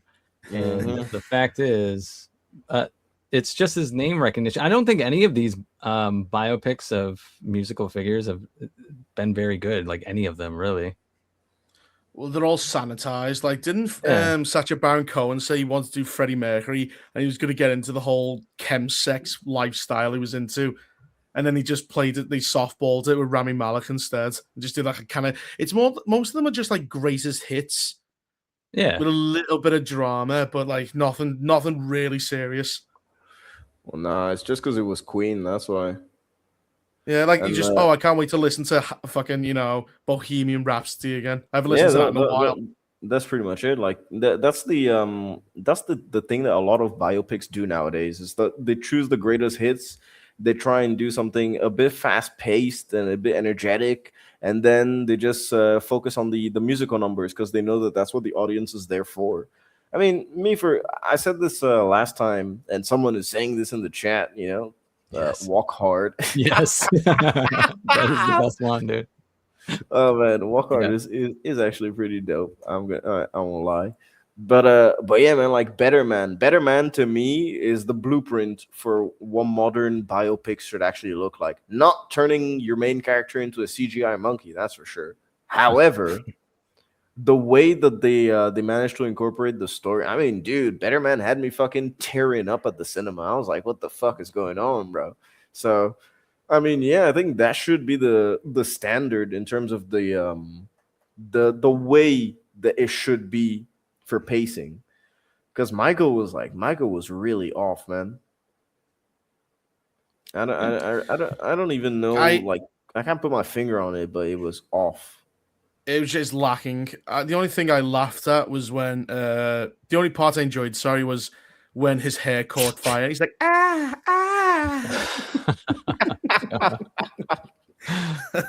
I was so bored, and I just started laughing out loud in the theater. Everyone else is going. That happened during what was that Michael Caine film where it's like Harry Brown or something. It's like a really shit film where he's like a gangster in London, like a retired one, and then his friend dies for like after a bunch of yobs beat him up, and like during the scene where he finds out his friend's dying and he's crying, someone in the cinema just went and everyone started laughing. He shit his pants right as he was crying. It couldn't have been timed better. It was as he was like bawling his eyes out, and someone just the wettest, dirtiest fart ever. Oh God. Did you ever see that video that went viral of during Oppenheimer? Someone farted right when the bomb went off, when it was dead silent. The whole theater just erupted. That would ruin the fucking movie too. Oh my God. The worst was what's it called? Cyrus with Jonah Hill and Sutton McGinley. What's his name? The guy from Step Brother, the ugly one. John C. Reilly. John C. Reilly. John C. Reilly. Yeah. It was called I think it was called Cyrus. It was one of the most unfunniest films I've ever seen. It got so bad that like my friend went, I'm gonna wait till like a joke happens and I'm just gonna laugh as loud as possible. Nobody in the pictures was laughing. So some guy like goes, "Oh, I'm gonna kill you, dog," and he just goes, "Oh ha ha ha," like that in the theater, and the guy in front of us spit his drink into the back of someone else's head. and a big fucking fight kicked off. Oh, you should do that. Go watch an unfunny film in a theater and just start doing a fake laugh. Oh, it was terrible. What a fucking piece of shit movie. Oh my God, are we gonna get through all the topics today? Possibly. Maybe. We have 2 topics left. This one is the new Tom Cruise movie Digger, and the trailer just came out today. I don't really understand what the fuck is even going on in it. It actually looks interesting, man. I don't know. Have you guys seen the trailer? Yeah, I saw it today. It was just weird. Dude, I don't know. It looks it kind of reminds me of the trailer of that Joaquin Phoenix movie. Fuck. You know the one that he did for A24? What was in it? Like, what was it about? Was it is it Beau is Afraid? Yeah, Beau is Afraid, I think is that one. It kind of reminded me of Beau is Afraid in terms of like the trailer, but it looks interesting. It looks like it's a dude that has like an oil rig. It's like a dude that has like an oil rig in the Antarctic or some shit like that, and so there's gonna be a ecological disaster if he doesn't solve the situation. That's what I've grasped from the very, very weird trailer. But I mean, it's Tom Cruise actually trying to act, so yeah, I'm down for it, man. Yeah, I love Tom when he's actually trying to act. He's so energetic. He's so energetic. I don't see him playing an 85-year-old man. Oh, dude, it's an energetic old man from the trailer. Like this dude is jumping everywhere. Big moves. Yep. He starts doing backflips, going, "Huh." I mean, yeah, it's like dude is pretty mobile, man. It would be good if this is like, what do you think the theme will be? Do you think it'll just be like lazy environmentalism, or it would actually kind of go into like boomerism and like hoarding generational wealth and like no way? That's too that would actually smart for this movie. Because it's like a guy. I don't know, because it seems like because if you watch the trailer, you'll understand the tone is like really comedic, or like it's a dark comedy. Mm-hmm. It doesn't seem too serious. Because like you can do quite a lot. Like again, like a guy that only values money. He has no family. He's left the world in a worse state than he. It could just be an Elon Musk thing. It's like that's what I thought it might be. Because it could just be interesting. Like the whole again, there's potential, but I don't trust Hollywood to actually try. I don't trust Iñárritu, man, because his past couple of movies have been boring as shit, man. Has he done comedy before? No, I don't think so. Let me check. Like the last movie that he did was one of the last ones that he did was The Revenant. I honestly, guys, I think The Revenant is boring. I'm sorry, but like, really? no way DiCaprio needed an Oscar for that movie. I feel like, yeah, like the first time I watched it, put me to sleep. Second time I watched it, put me to sleep. Third time I watched it, I managed to finish it completely. I was like, all right, cool. Birdman was actually good. And then the rest of his movies, 50-50, man. Like, yeah, except for Amoros Perros. Oh, that was pretty good. But I mean, you have Digger that's coming out. Honestly, I feel like he could do it. There are 4 writers. I remember that's one thing that popped up a lot in my mind. Like, it raised a couple of red flags when I was watching the trailer. At the end of the trailer, you see written by, and then there's like 4 different writers. So it's pretty interesting to see how that's gonna go. Well, they're trying to bring back comedies, but it's like they don't know how to do it. It's like an old man trying to learn how to play again, like in a very sad way. It's They like, mostly I used don't to know be. how to they don't know how to budget their comedies anymore. Because like for a comedy to be actually profitable, they need to only do maximum 15, maybe 20 mil, and they just can't get the big stars that they need to sell a low budget comedy anymore. Well, comedy's more detrimental to your career. Like we said this before, because the bar of entry for horror films is so low. It's the Mhm. it's the one that everyone starts on in, and like Mhm. so you have so many shit horror films, and if it bombs, it's like no people pretty much expect it to be awful. It's why Obsession's so different. Whereas Oh, comedy, it's not only a bad comedy is worse than a bad horror. It's like it's people insult you by going, "You thought that was funny." It's almost like an attack on your own intelligence very true. Yeah, it's and your true, true, talents. It's true. like you made this really unfunny movie that makes you shit. Whereas you make like 5 bad horror films, it's like, yeah, you're just here for the money. You don't really give a shit. Mm-hmm. Good point. I mean, it's true that a lot of the comedy that we've been getting now has been straight to streaming, and those have been banned. But like the last good comedies I remember watching that I enjoyed, I remember enjoying that Cock Blockers movie, the John Cena one. Sounds like a porno. Yeah, dude, honestly, I went to go watch it like on a Monday night randomly with a buddy of mine. We laughed so hard in the cinema for no reason. Then you have Game Night, which is really really good. Honestly, I recommend Game Night to everyone in the chat who hasn't seen it. Fantastic Jason Bateman mystery movie. Then Schindler's List.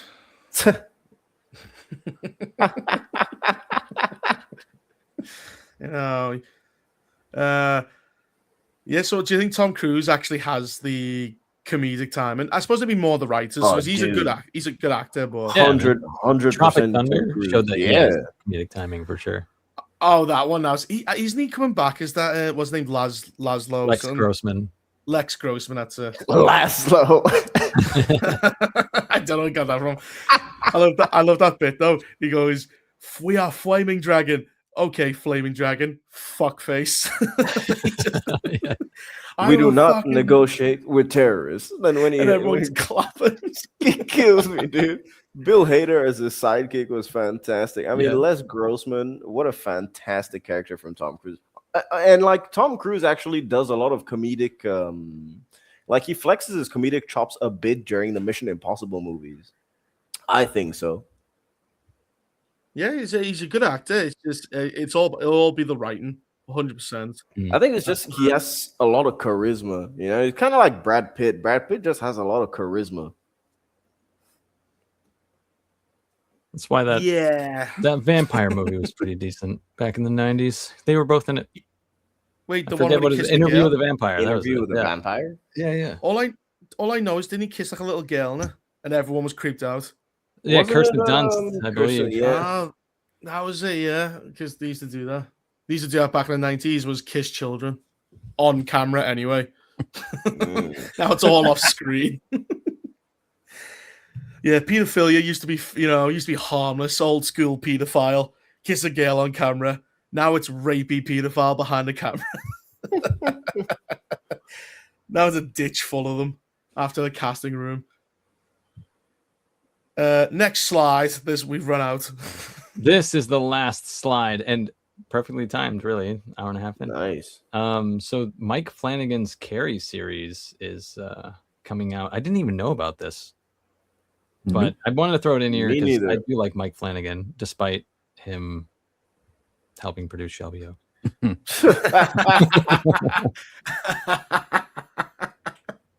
Yeah, like that's a permanent stain on his record. You go, yeah, but he did do Shelby Oaks, though. We have to say that with every film he ever does, ever, till he dies. That's a good question, Dave. How do you make a series out of Carrie? I have no clue. I guess you take a couple of episodes to flesh out the bullying more. I don't even fucking know, man. Like Carrie is such a simple concept too. Mm-hmm. Other characters with their own. I never watched the original. Is it like? Isn't she the only one who's psychic? Well, yeah. Yeah. But saying here, other characters with their own abilities. So it's like in the each Avengers episode. That's kind of stupid. I mean, it's just Oh, stupid. is this like in an general. anthology show then?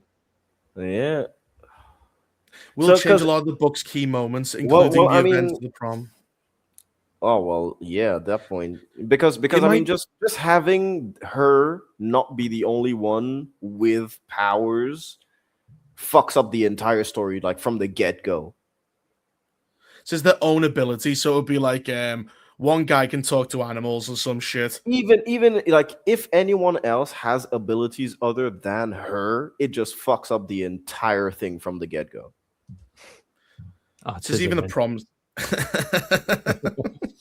I'm forming a team and they're all retards. So why even call it Carrie at this point? Because Carrie is not because a household it's a brand that will sell. No.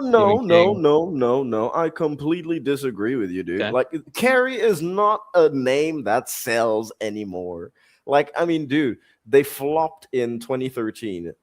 Like every single time, apart from the original Brian De Palma movie, Carrie has flopped.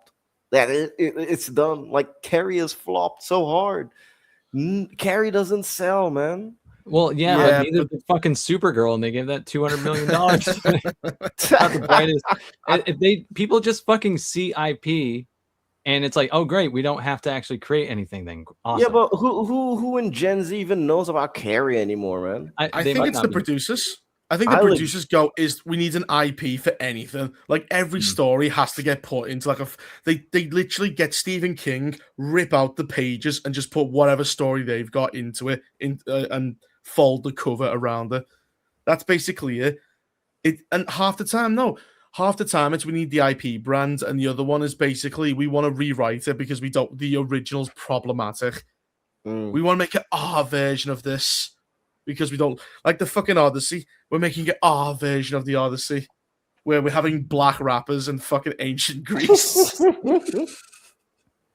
I can't believe Nolan said like fucking rap is like an oral tradition. What the fuck is he talking about? The whole point of like Viking songs and like Yugoslavian poets was that it was the only way to pass down shit. They didn't read or write. You become immortalized in song, you fucking idiot. It's also, like ancient Greek poetry produces the Odyssey, and rap produces 15,000 versions of I shot some guy in the street for money. I owe my baby mama half my fortune. I'm a bad crackhead. I don't know. I'm a bad crackhead. I don't know about you. I don't believe that's going to be passed on through generations. I think that's got a very short shelf life. Man, old rap would have survived, but like new rap, fuck that shit, dude. Like back when they actually called rap street poetry, that shit was banging.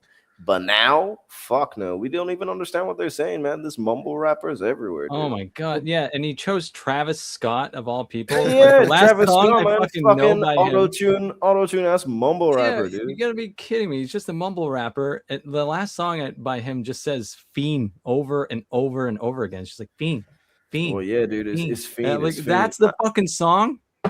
For me, Travis, I don't think he's made a good album since Astroworld. I think Astroworld is fantastic. I think it's a really good album. I mean, we're listening to the wrong rap, man. Dude, you gotta listen to shit like Lords of the Underground, some MF Doom. Oh yeah, like real like nice rap. Some Lucky. But Lucky's But even if this rap is like really good, is it like equivalent to the foundational texts of like Western civilization that's lasted 3,000 years? We don't You know. go, We don't know yet. Like, we gotta you know what check, they- man. You know they should do when Travis Scott starts rapping. All the people in Odysseus's hall just crush each other in a stampede.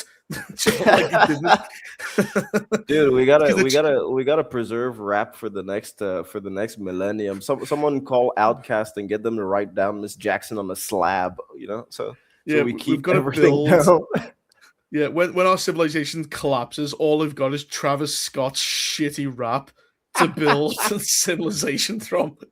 We leave it on like one USB on like one computer and one USB survive, and then they rebuild it off of that. It's like boom. Yeah, like it just fucking. It should be everyone gets crushed trying to just leave the hall. Just he's gonna be like he's gonna be the narrator, and he's like I don't trust him to not go like yeah N word just every 5 seconds in the Odyssey. Do you know what I mean? Imagine. He's just going around dropping M-bombs everywhere. He's just going, yeah. And he goes, Odysseus and shit was like, he pulled up a 9. He's retelling. You literally just made me think about the outcome that could be possible. if he was went full rapper, yeah, he goes, Penelope's like his baby mama, and he's doing all that shit. He's just translating it into like a modern American story. Hey, yo, Odysseus, my nigga, man, what's good, bro? Man, straight up, they've been fucking your bitch up in this place, bro. It's like, if he speaks like that, I'll be like, yo. If he approaches Tom Holland, he'll be like, hey, little man, what's good, Like, G? Odysseus comes back and goes, well, damn, nigga. He's doing Matt Damon starts saying it back to him. Like Butters in South Park when he starts hanging around with pimps. Odysseus starts talking like that. He goes, can I borrow a French fry, Odysseus? How you gonna borrow a French fry? It's like, how can a nigga borrow a fry? But I like the way everyone just turns on Odysseus. He goes, he says it. He calls me. He calls everyone that. Oh man, That's gonna be so much better than what we're gonna get. Troy, shit. Oh my god. Man, I knew the horse. I knew it was a trap, man. I told them motherfuckers it was a trap. Man, man, Chris Nolan should have cast Sam Jackson up in this. As Helen of Troy.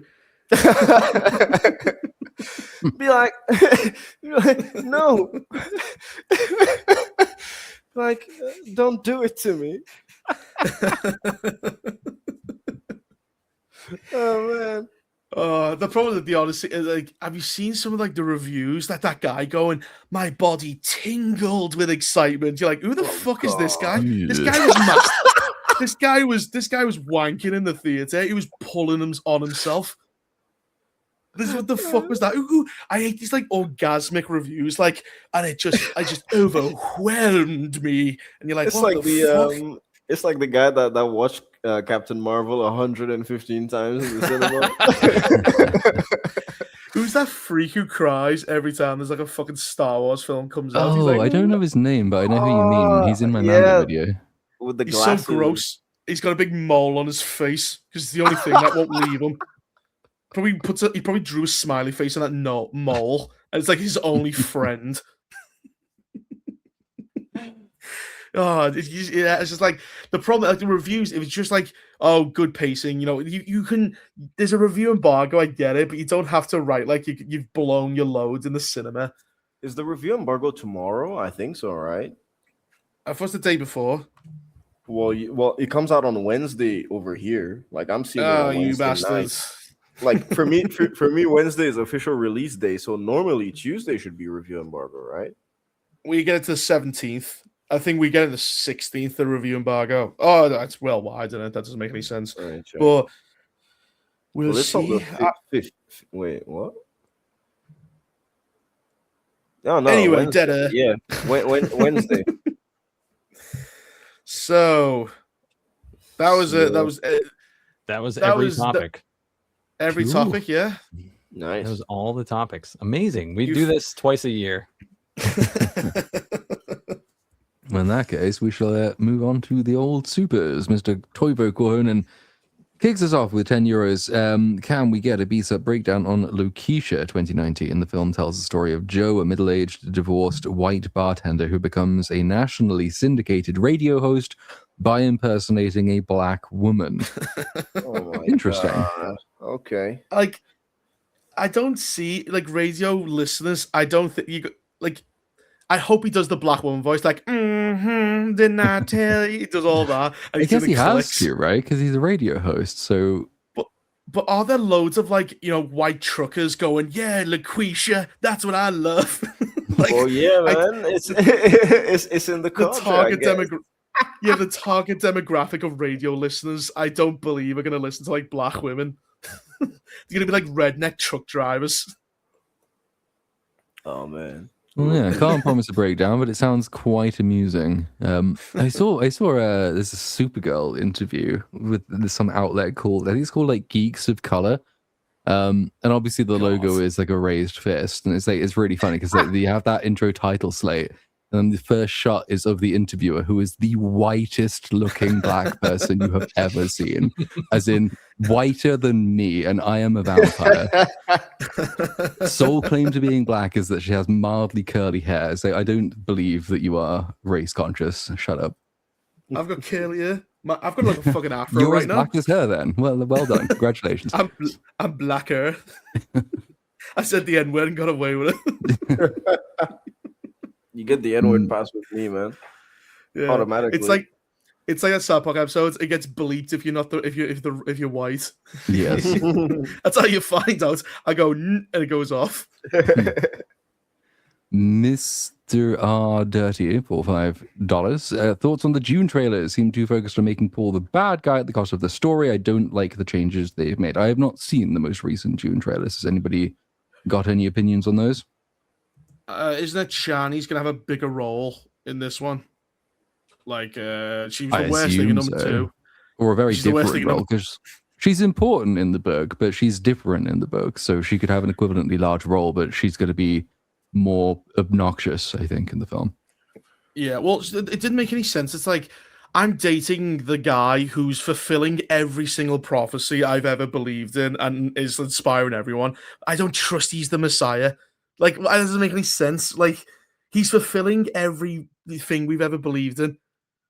But I have to seem rational because I like that she's basically a Fremen Jew, is what she is. Like, I know this Jesus guy has just done all this shit, but I'm not having it. I don't believe it. No. He's walking on water, but it's just he's a Fremen Jew. The only problem is she doesn't have a Roman to grass to snitch on. TGV monster. She's a Fremen Jew. Well, that's going straight in my review. Oh, you're not denying those anti-Semitic claims. No, but that's theologically accurate. The Jews agree with me, and I agree with the Jews on that point. He was not the fucking Messiah. We're still waiting for that one.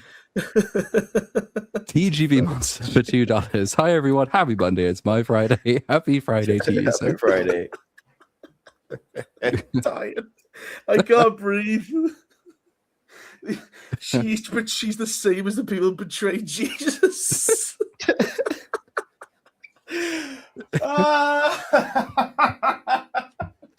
I'm Oh, it'd be funny tired. if she actually did that in the movie as well. That'd be quite funny. She kisses him on the cheek as the Harkonnens take him away. Oh God, I want that. That's the movie I want. I'd pay a fucking £1,000 for that. Yeah, TGV Monster for another $5. Beats up it. I can't breathe. She's a Fremen Jew.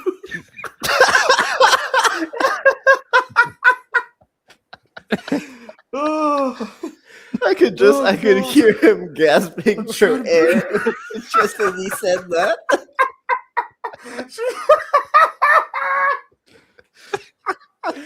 Oh god, I gotta get some water. She betrayed Jesus.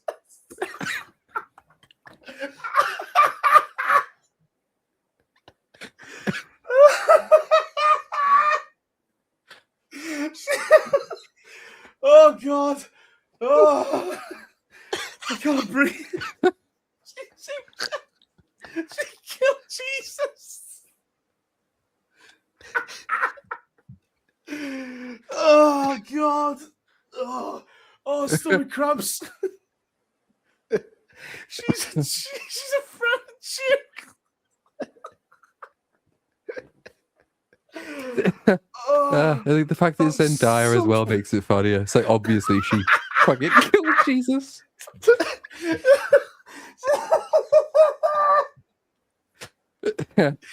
Oh, Zendaya killed Space Jesus. Anyway, I'm gonna mute myself. I'm gonna die. TGV Monster follows up with another $5. We'll get there. BSUP into a movie. Platoon played by Christian Bale. Cynic is Jack Quaid. Reaper is Cynthia Erivo. Jedi is Jensen Ackles. Yeah, I think he gets the best deal out of this one. Uninspired is played by Monica Bellucci. I get the best deal out of this one. Oh. I get Monica Bellucci, man. You're all right there. I had a stomach cramp. It hit me like. TGV Monster for $2. Vex is played by Bella Ramsey. Oh, damn. Mean. But he Cynic, makes up you for happy it by about gifting a membership. Jack Quaid? You happy about Jack Quaid? Yeah, Jack Quaid's cool. I don't mind Jack Quaid. It's all right. All right. Duke Marine for $5. They should have made Moana black and cast Ellen Neot Page instead of The Rock. I couldn't take it seriously. Did you see the press thing when Ellen Page sort of toddles out of the room? It's just Oh my god, it's so 4'3" Hobbit creature next to a very tall bodyguard as well, doesn't it? With a suit that doesn't fit. Yep. Dude, it's terrible. She looks so tiny. At least we know every single She's scene 5'1". she's in the Odyssey, she will be sitting down and the camera will be close up. We're not getting a full body thing. I don't think. Those ab implants will go to waste. Oh yeah. Proctival for $5. How have you guys seen the first few reviews for the Odyssey? If not, I'll send one to Uninspired. They're hilarious to read. I've not seen any of them, apart from the one we just talked about the guy who got moist or whatever it was. Yeah, he had an orgasmic experience with my body literally shook. It's like, Jesus fucking Christ, it's a movie, you fucking freak. Oh yeah, dude. I have it. It's the one that Proctor just sent me. So the thing is, hey, let me drink some water because my cigarette is killing me. God, you've killed us, Platoon. You fucking. So the review reads, I wish I had something more meaningful to say right now, but I am at a major loss for words. Several instances I found my body having a pure physical reaction to the filmmaking magic that I was experiencing. My eyes watered, my body began shaking, and I could feel an overwhelming visceral reaction consume me as Ludwig Göransson's poetic composition flowed through my being. Christopher Nolan, thank you for making a film of such sheer ambition. Wow, incredible. Dude. Thank you, Where's bro. that from? Is that from like IGN or something? It's from Letterboxd. I think that person needs a doctor. It's from those professional paid Letterboxd reviewers. Oh my god. This describing all the symptoms of a minor cardiac event. Oh, breaking news. 6 minutes ago, the current runtime for Avengers Doomsday is 2 hours 46 minutes. Oh. Tickets will go on sale next week. It's going to be so funny to watch the pre-sales for that. Like, if they just don't exist, that movie's kind of fucked. Ooh. Yep. Dude. That's long, too. Yeah, 2 hours So- it was- 46 is so wild, especially because you're gonna wait for that post credit, so you know that's definitely gonna be like 3 hours because of the Yep. ads before the movie. Jesus Christ. If I start writing my review now, I might get it finished this year. I don't know. It's 20 minutes longer than Infinity War.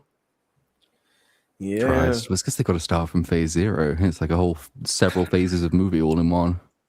They have too many characters to introduce, man. And I mean, Endgame, Endgame was 3+ hours, but Endgame, they had a lot of stuff to wrap up. Yes.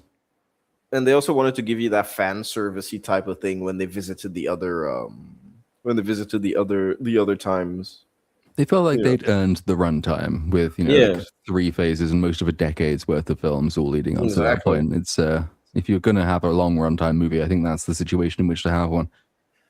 Dodge Gradient for $10. Ironic how Moana had the song You're Welcome and she made Maui thank the goddess at the end, but throughout the first film, every time the ocean saved her, she never said thank you even once. Well, she's not even thanking the ocean? That's mean. You know Yeah, what's that is it's kind of true. interesting about Moana is like apparently isn't the live action like a 1-for-1 of the animated movie? Yeah.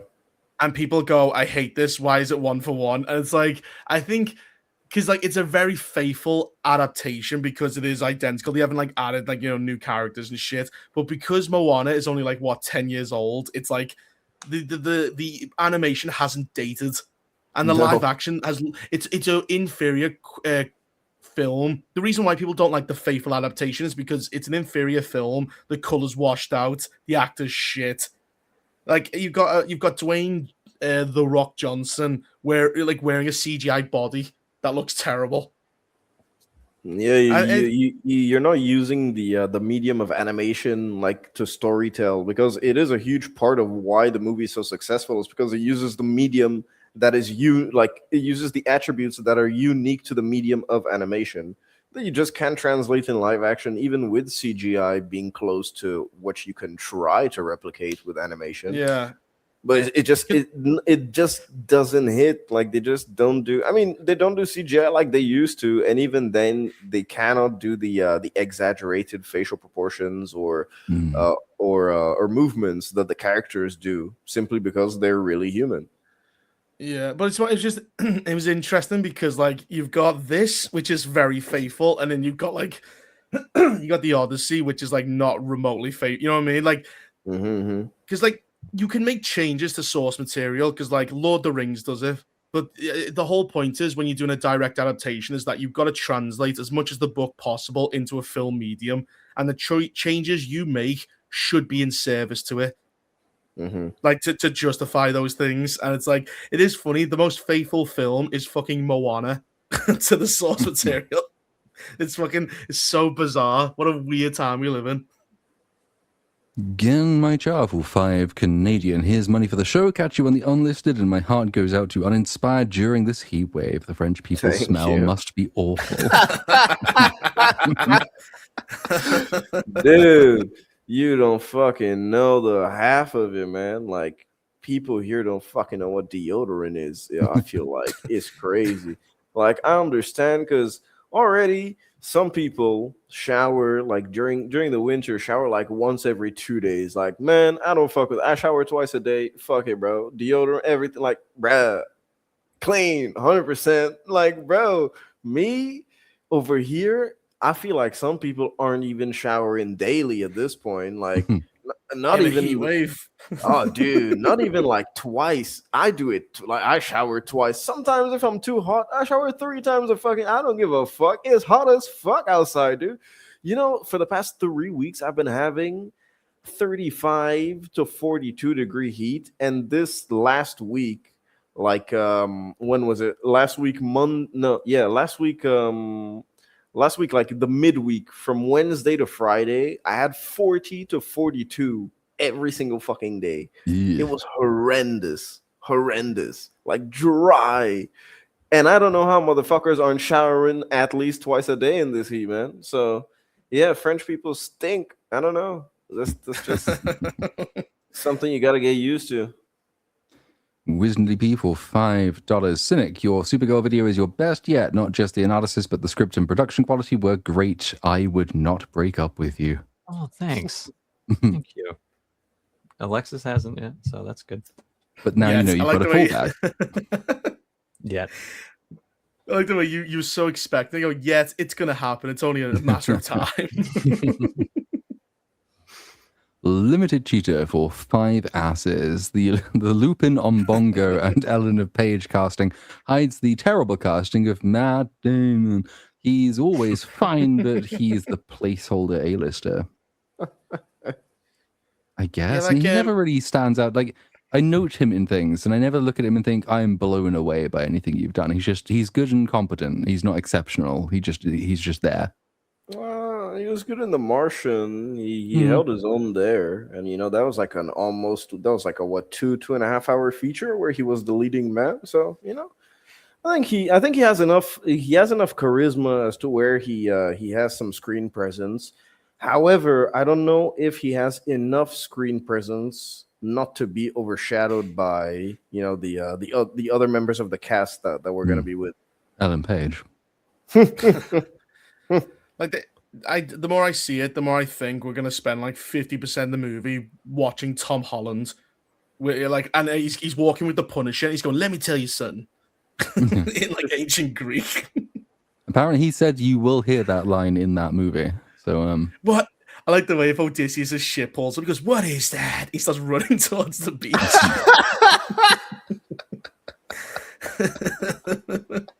I hope that's all he gets now. Or he just shows up, says the line, and that's his only role from now on. Wonder Girl for $10. This is one of many reasons I staunchly believe in the separation of art and artist. Expecting more greatness out of a person because they made one good thing oftentimes backfires. Yeah, there's plenty of one-hit wonders. Is it always a good thing? Because like, what if some guy goes, "I made this to subvert schools. I put a giant cock in children's books to be push pedophilia," and you're like, "I think we should beat the artist at that point. Sometimes you shouldn't." Because it's like, I'm going in like that's that translation of the Odyssey. I'm purposely altering it to put more feminism in it. It's like, maybe I shouldn't trust this source material. It seems a bit, poisoned. WizNutty People, $5. Uninspired. Was the sand safely removed from Mbappe if England beats Argentina and FIFA? For God's sake, don't lose to them. They would be so insufferable. We would, yes. Dude, I hope so much that England beats Argentina. Like, I'm praying that England beats Argentina. I'm even betting that England beats Argentina, man. Because I don't want to fucking see the finale being France-Argentina again. Knowing the FIFA, Argentina, allegedly, Argentina, man, FIFA's in their pocket. It's like, it's crazy. I don't know, man. It's not just, that England got that very lucky decision with the ball hitting the camera wire, which it looks, as far as I can tell from having watched it, it plainly does. But then they released the snicker thing footage, the sound sensor, and it said, no, there was no hit there. So it's like, but I can clearly see it's changed trajectory. So now not only am I doubting this decision, but also I'm doubting the Croatia-Portugal one where you use that sensor to come to that decision. I think FIFA just wants... It thinks we need to appeal to Americans. So we need the absolute best teams in the final up to a point, like within reason.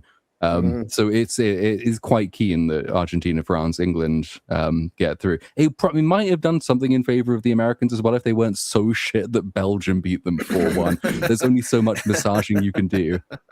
Dude, I'd love to see France and England in the finals. No, yeah, I'm sure you would. Yes. Argentina has the power of racism on their side. It's the only thing that's keeping them going. My only issue, man, Norway should have been here, man. Like, fuck. They just played badly. That was the issue with Norway. Yeah, it was unfortunate for them. Yeah, they didn't have enough teamwork, sadly. But, dude, I just hope the finale is France-England. It's going to be fun. For you. We're gonna absolutely fuck you guys over so bad. Well, It's we're probably- used to being fucked over by Africans, so it's fine. I'm sure we'll get nothing new there at all. Nah, dude, we'll probably give you like a 5-1 or some shit like that. Yeah, I wish that was unbelievable, but I'm kind of on your side there. Type 0001 for 199, the fifth dimension being love tanked interstellar. Not entirely sure I understand that. But Okay. he's the ghost, Oh, and right. he falls into a black hole, becomes a ghost. The fuck is that about? Oh, yeah. All And right, then- now I get it. And he texts the fuck if with sans the fucking Yeah. the data of a black hole. How long would that take? Hmm. It conveniently Don't it's leave, Mer. Lerb stay Merv. Mm. Fucking- yeah, it's a good acting, good soundtrack. Fucking stupid movie. Yeah. But they In built a Matter- cornfield, Reaper. They built a whole cornfield? Mhm. What? Why not just Yeah. find a cornfield? Because it's Christopher Nolan. I don't know. Oh. Well, yeah, that was a huge thing. They built a cornfield for Interstellar. So the cornfield that they get chased through is like an actual one that they built solely for the movie. Just to say that afterwards they used the corn, IRL, and they sold it. So that was pretty cool. And they made What is profit. it like? What's that thing in The Simpsons? There's the right way, the wrong way, and the Chris Nolan way. Isn't that the wrong way? Yeah, but faster. Intent matters for €10. I heard Reaper used lackadaisical in a sentence on Niat stream a couple of days ago. Is this what hanging out with Platoon does to a scouser? Soon he'll be drinking tea with his pinky up. No, I think it's like that. What's that experiment with the boy and the chimp? And it didn't make the chimp smarter; it made the boy retarded. I'm making Platoon lose brain cells. It's at best, it's a parrot. It's going lackadaisical. Whenever I used it, it was probably not in the right context. Captain Scarlet for €2. Adam Driver reportedly cast as Magneto. Thoughts? Really? Nah. Where did that story come from? I've not heard that. He's a good actor. I think he could do it. Well, But- the big problem, Magneto, is like the whole thing is he was born in World War II, and it's like very pivotal. And Mm. what are they going to do for his new origin? He was 'Cause he's born in an survived- ice concentration camp. Yeah, he will be. Jim Crow. He Hmm. goes, no! He stops the bullets for fucking 7 like racist cops. He forms all their guns into a black fist. Oh god, I can just see it. Because the thing, It would be- persecution, it's supposed to be the ironic twist to his character. He's a guy who survives persecution to go on to persecute others. Mm-hmm. But it gives a Um, good grounding and motive for his character. And so evil was done to him, and so he understands that language. But yeah, I don't But the know. prob- I'm not sure what they're going to do. I mean, I imagine all of the original X-Men will die in this film. And then I don't know what they'll do about recasting, because Sadie Sinks in the Spider-Man movie is Jean Grey, so she's getting her debut not even in this film. Is Jean Grey the original actress coming back for Doomsday? She is not. No. Oh, okay. Because I was thinking like it'd be weird as 2 Jean Greys. Yeah. Big T for 1999. Is there a film that's a bunch of and thens that's good or fun? Mine's 1993 Dennis the Menace. Also, has anyone seen the Ellie Woods prequel on Prime? I knew it to be bad when I saw Caroline Dries, Batwoman creator, helped make it. Yeah, the Elle Woods prequel is basically the prequel TV show the prequel streaming show that they made on the Legally Blonde main character. The movie Legally Blonde from like 2003 I've never seen Wait. it, but I've heard of it. with the Yeah, Reese it's just- Witherspoon. Yeah, she's like a dumb blonde girl who eventually goes like law school. But It's actually a pretty good isn't- movie, man. But isn't the prequel her just being a dumb blonde girl with no Well, change? Well, yeah, this is the prequel, so that would be So it. it's just her not changing, just going, It just would just be her being dumb. Yeah, it's true, because she does only change during the movie. So if it's a prequel, she's just stupid the entire time. like that's the whole point. Like people don't think much of her, and then she becomes an actual lawyer and gets her head down. That's the movie. This one's just let's just go shopping because she doesn't do anything else. Oh man. And Yeah. to reply to your bunch of and thens, that's fun. I guess like parody movies would work because a lot of them follow these and then structures. And even So I'd then, say- there's more logic than just an and then, because like the parody movie's underlying logic is that it's taking the piss out of something which makes no sense. So it's True. not just a completely. It's in the way that I don't know, something like Hitchhiker's Guide to the Galaxy. You could say there's a lot of and then humor in it, but even that has the underlying logic of the infinite improbability drive. So like the point is that there is actually a like in-universe scientific basis for and then this happened. Mhm. So I don't know. I can't think of one off the top of my head that's strictly and then and is also good and fun. I liked Even- Prince of Persia. It's not a good movie, but I liked it. Sands of Jake Gyllenhaal. Yeah, and it had Michael Sheen as a sultan, the Welsh guy as a fucking sultan.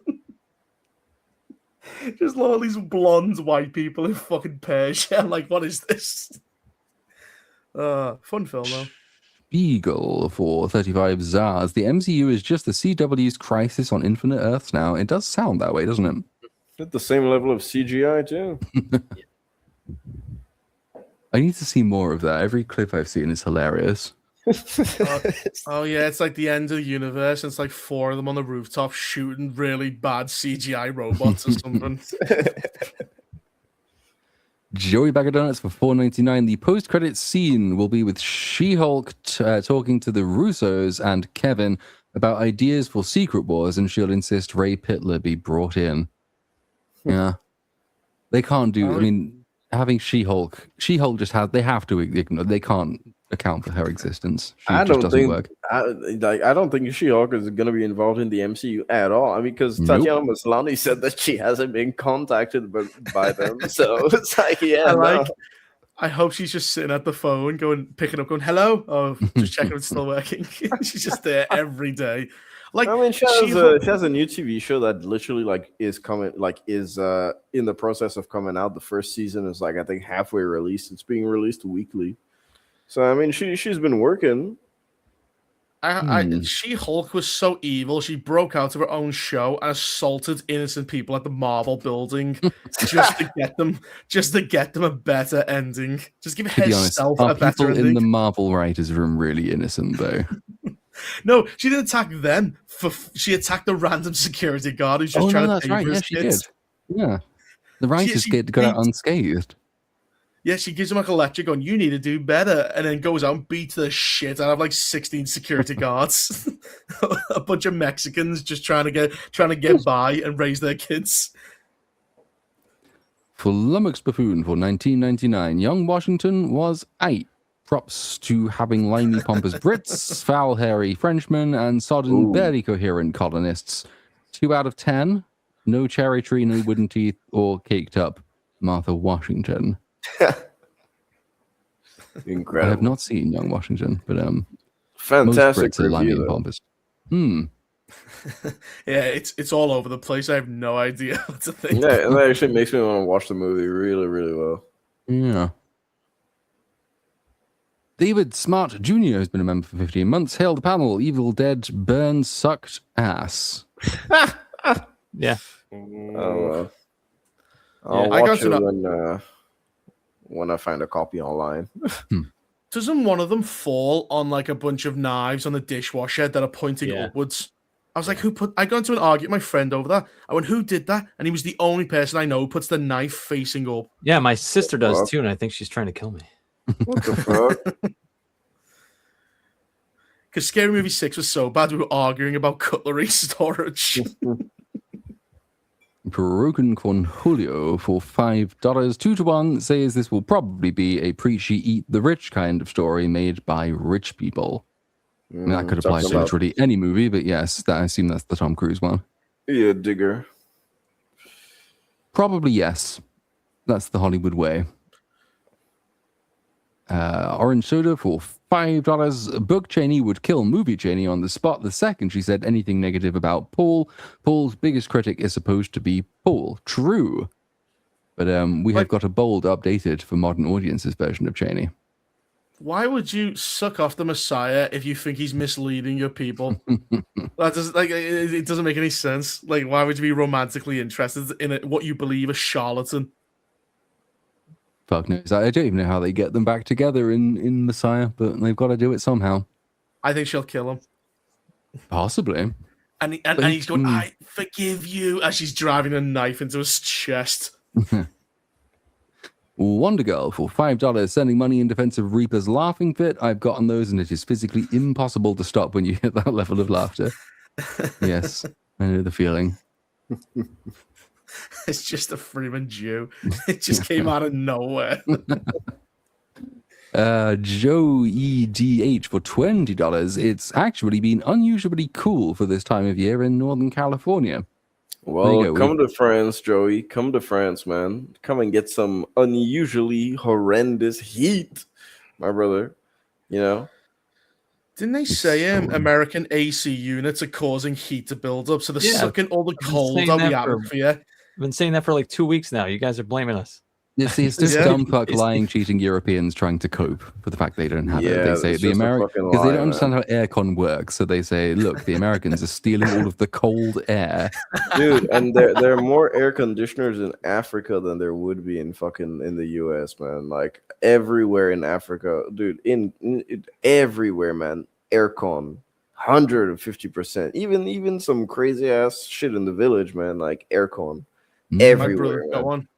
My brother finally got one, and he's like, it's like he's the rich man of the family. Ooh, he's got an air conditioner.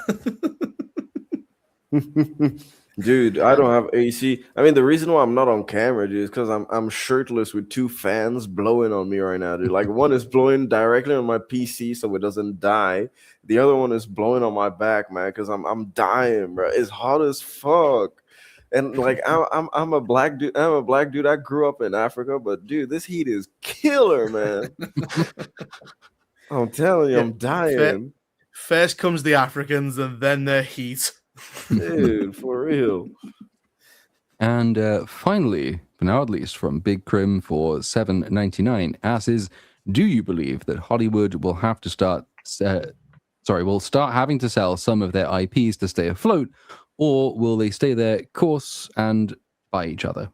They'll license them. They'll start doing once the streaming services like all. There'll be like 3 left. The other companies will start licensing shit because that's just free money. That's what Spider-Man does with Sony. The other way around. Yeah, but like you still need a company to finance all of this. And in my opinion, like all of the major studios are all tanking. So they each have their own respective things that they can set up, Well, they're all exploiting games now. Like, we're going to get, like, fucking Mario 60, fucking Minecraft 50, you know what I mean? And there's so many games to exploit because the rebooting thing doesn't work because they've already milked the 90s for all the Disney films. Like, they've got nothing left. So they've got this giant, and you've got, 20, 30 years of games? Loads of sequels.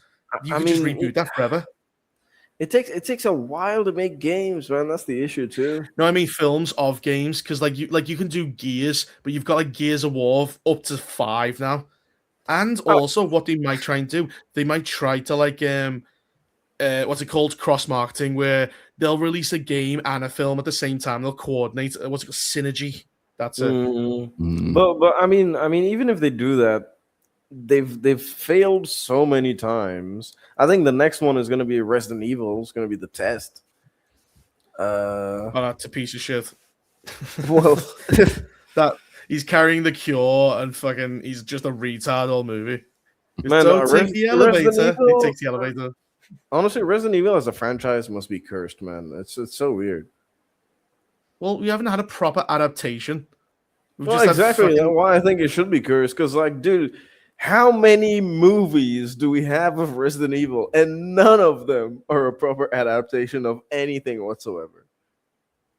We've got like 9. Yeah. that ending though, where the Albert Wesker is on the fucking White House. There's millions of zombies. All of them shooting the zombies and the bats and shit. And then next film, fucking, he's just in a desert. Never happened. Yeah.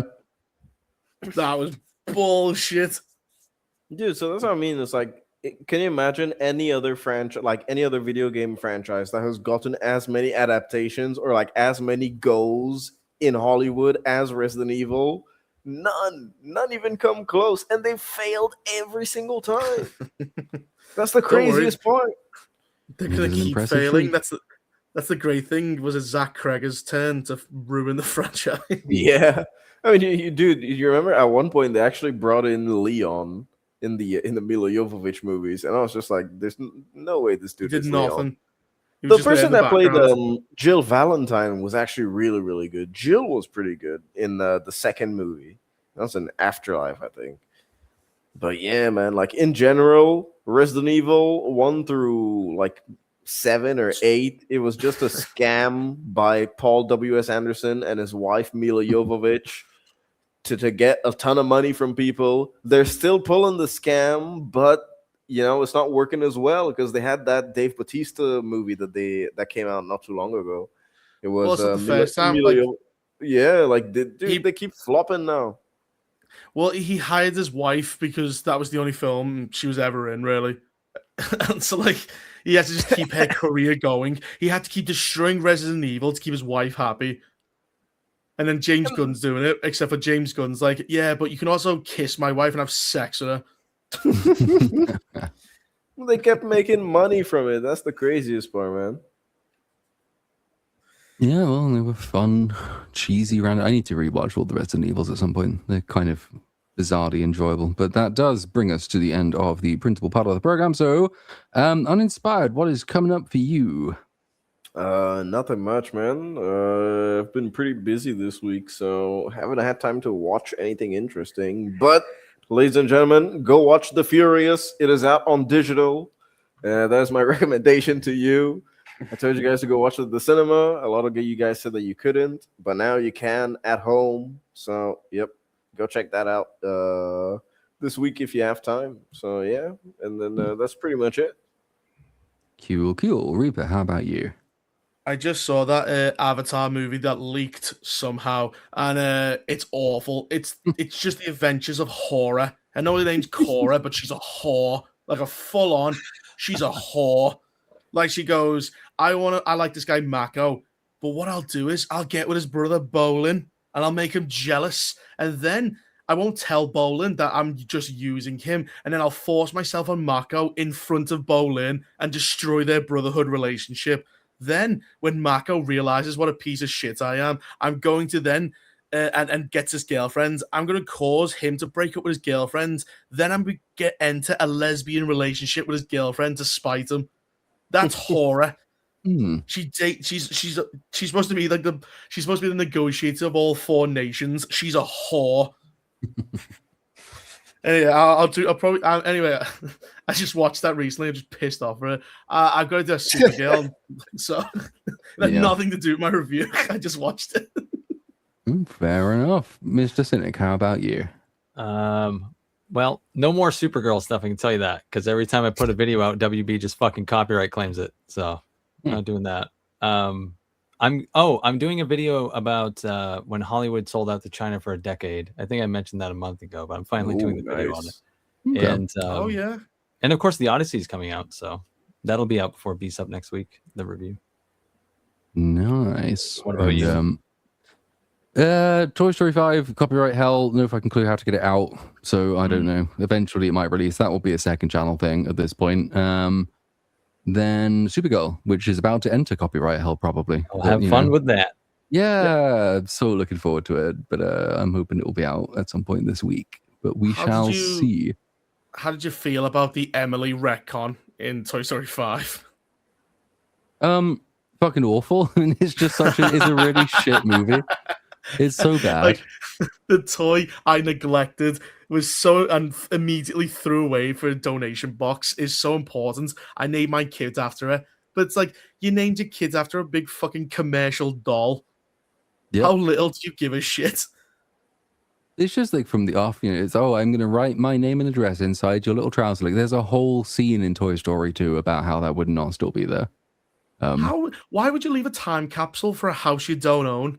Fuck knows. She came back she came back as a mother. Like, was she ever planning to play on this like swing set again as a 35-year-old woman to with get 2 this- kids? To get to this time capsule, you must commit trespass and hope that the farmer doesn't shoot you, I guess. Yeah, it's just a shit film. But Anywho, we shall round up with the last couple that have just come in. Crislin Caster, SEO for 100,000. I don't know what those are. Israeli defense rupees. We'll go with that. I run my AC in Indonesia 24/7, even with the doors open. Doesn't that defeat the point? Yeah, I thought man. you had to have your doors closed in, for AC to work. I mean, in Asian countries as well, AC is blowing 24/7. In like places like Mexico as well, AC is blowing 24/7. Latin America, AC is blowing 24/7. It's like, dude, everywhere in the world except Europe uses AC almost 24/7, dude. Like, legitimately, it's something that actually blew my mind when I first moved here. Because like I entered the apartment and my dad is like, "What's going on?" I was like, "I don't know. It's weird. It feels like something's missing in the rooms and stuff." And it dawned on me. I was like, "Oh, where's the AC?" And then he looked at me. It's like, "There's no ACs, man. Like, we're in France now." I'm like, "So this is standard living here?" He's like, "Yeah." I was like, "There's no fucking way, man." Yeah, you like, thought you no knew poverty way. before. Welcome to Europe. For real, I keep complaining to my dad. I'm like, man, I like living in France and stuff. Like, it's cool living in Europe, but damn, everything is so old. Like, dude, back in Ghana, we had modern looking houses. Like you had full like smart homes and everything. Here, everything is so rickety. You go into your friend's apartment buildings. It's these old ass buildings that's been there for like 60 years. So the stairs are all wobbly. There's no elevators. There's like nothing. It's so weird how like it's seen as like incredible here, and then like you go to Ghana. I go back to Ghana. It's like everything is electronic everywhere. It's just like, Yep. you're in the future. It's just because Europe thinks it kind of has an ego flex when it says, "Look, we have history." It's like, yeah, because your ancestors could build shit. You can't. We haven't built anything meaningful for about a century. We can't build a single train line. So yeah, it's not that much of a flex, actually. Then you have like Lee Kuan Yew, who just breaks his entire country away, or gets kicked out even of Malaysia, and has to create an entire country from scratch, and somehow finds the money to install air conditioning because he says it's the best invention ever. It ups productivity. People don't think in the heat. Poor countries have it. We should have it too. But there we are. Joey Bag of Donuts for $1.99. Final supper cat is me, except that it is not. Because Mr. Chris Lancaster, SEO for another 100,000 Israeli defense rupees, says, "Fuck you, Joey, lol." And that is the end of the show. So thank you all very much for coming, and we will see you for the Odyssey next week. Goodbye. Fuck you.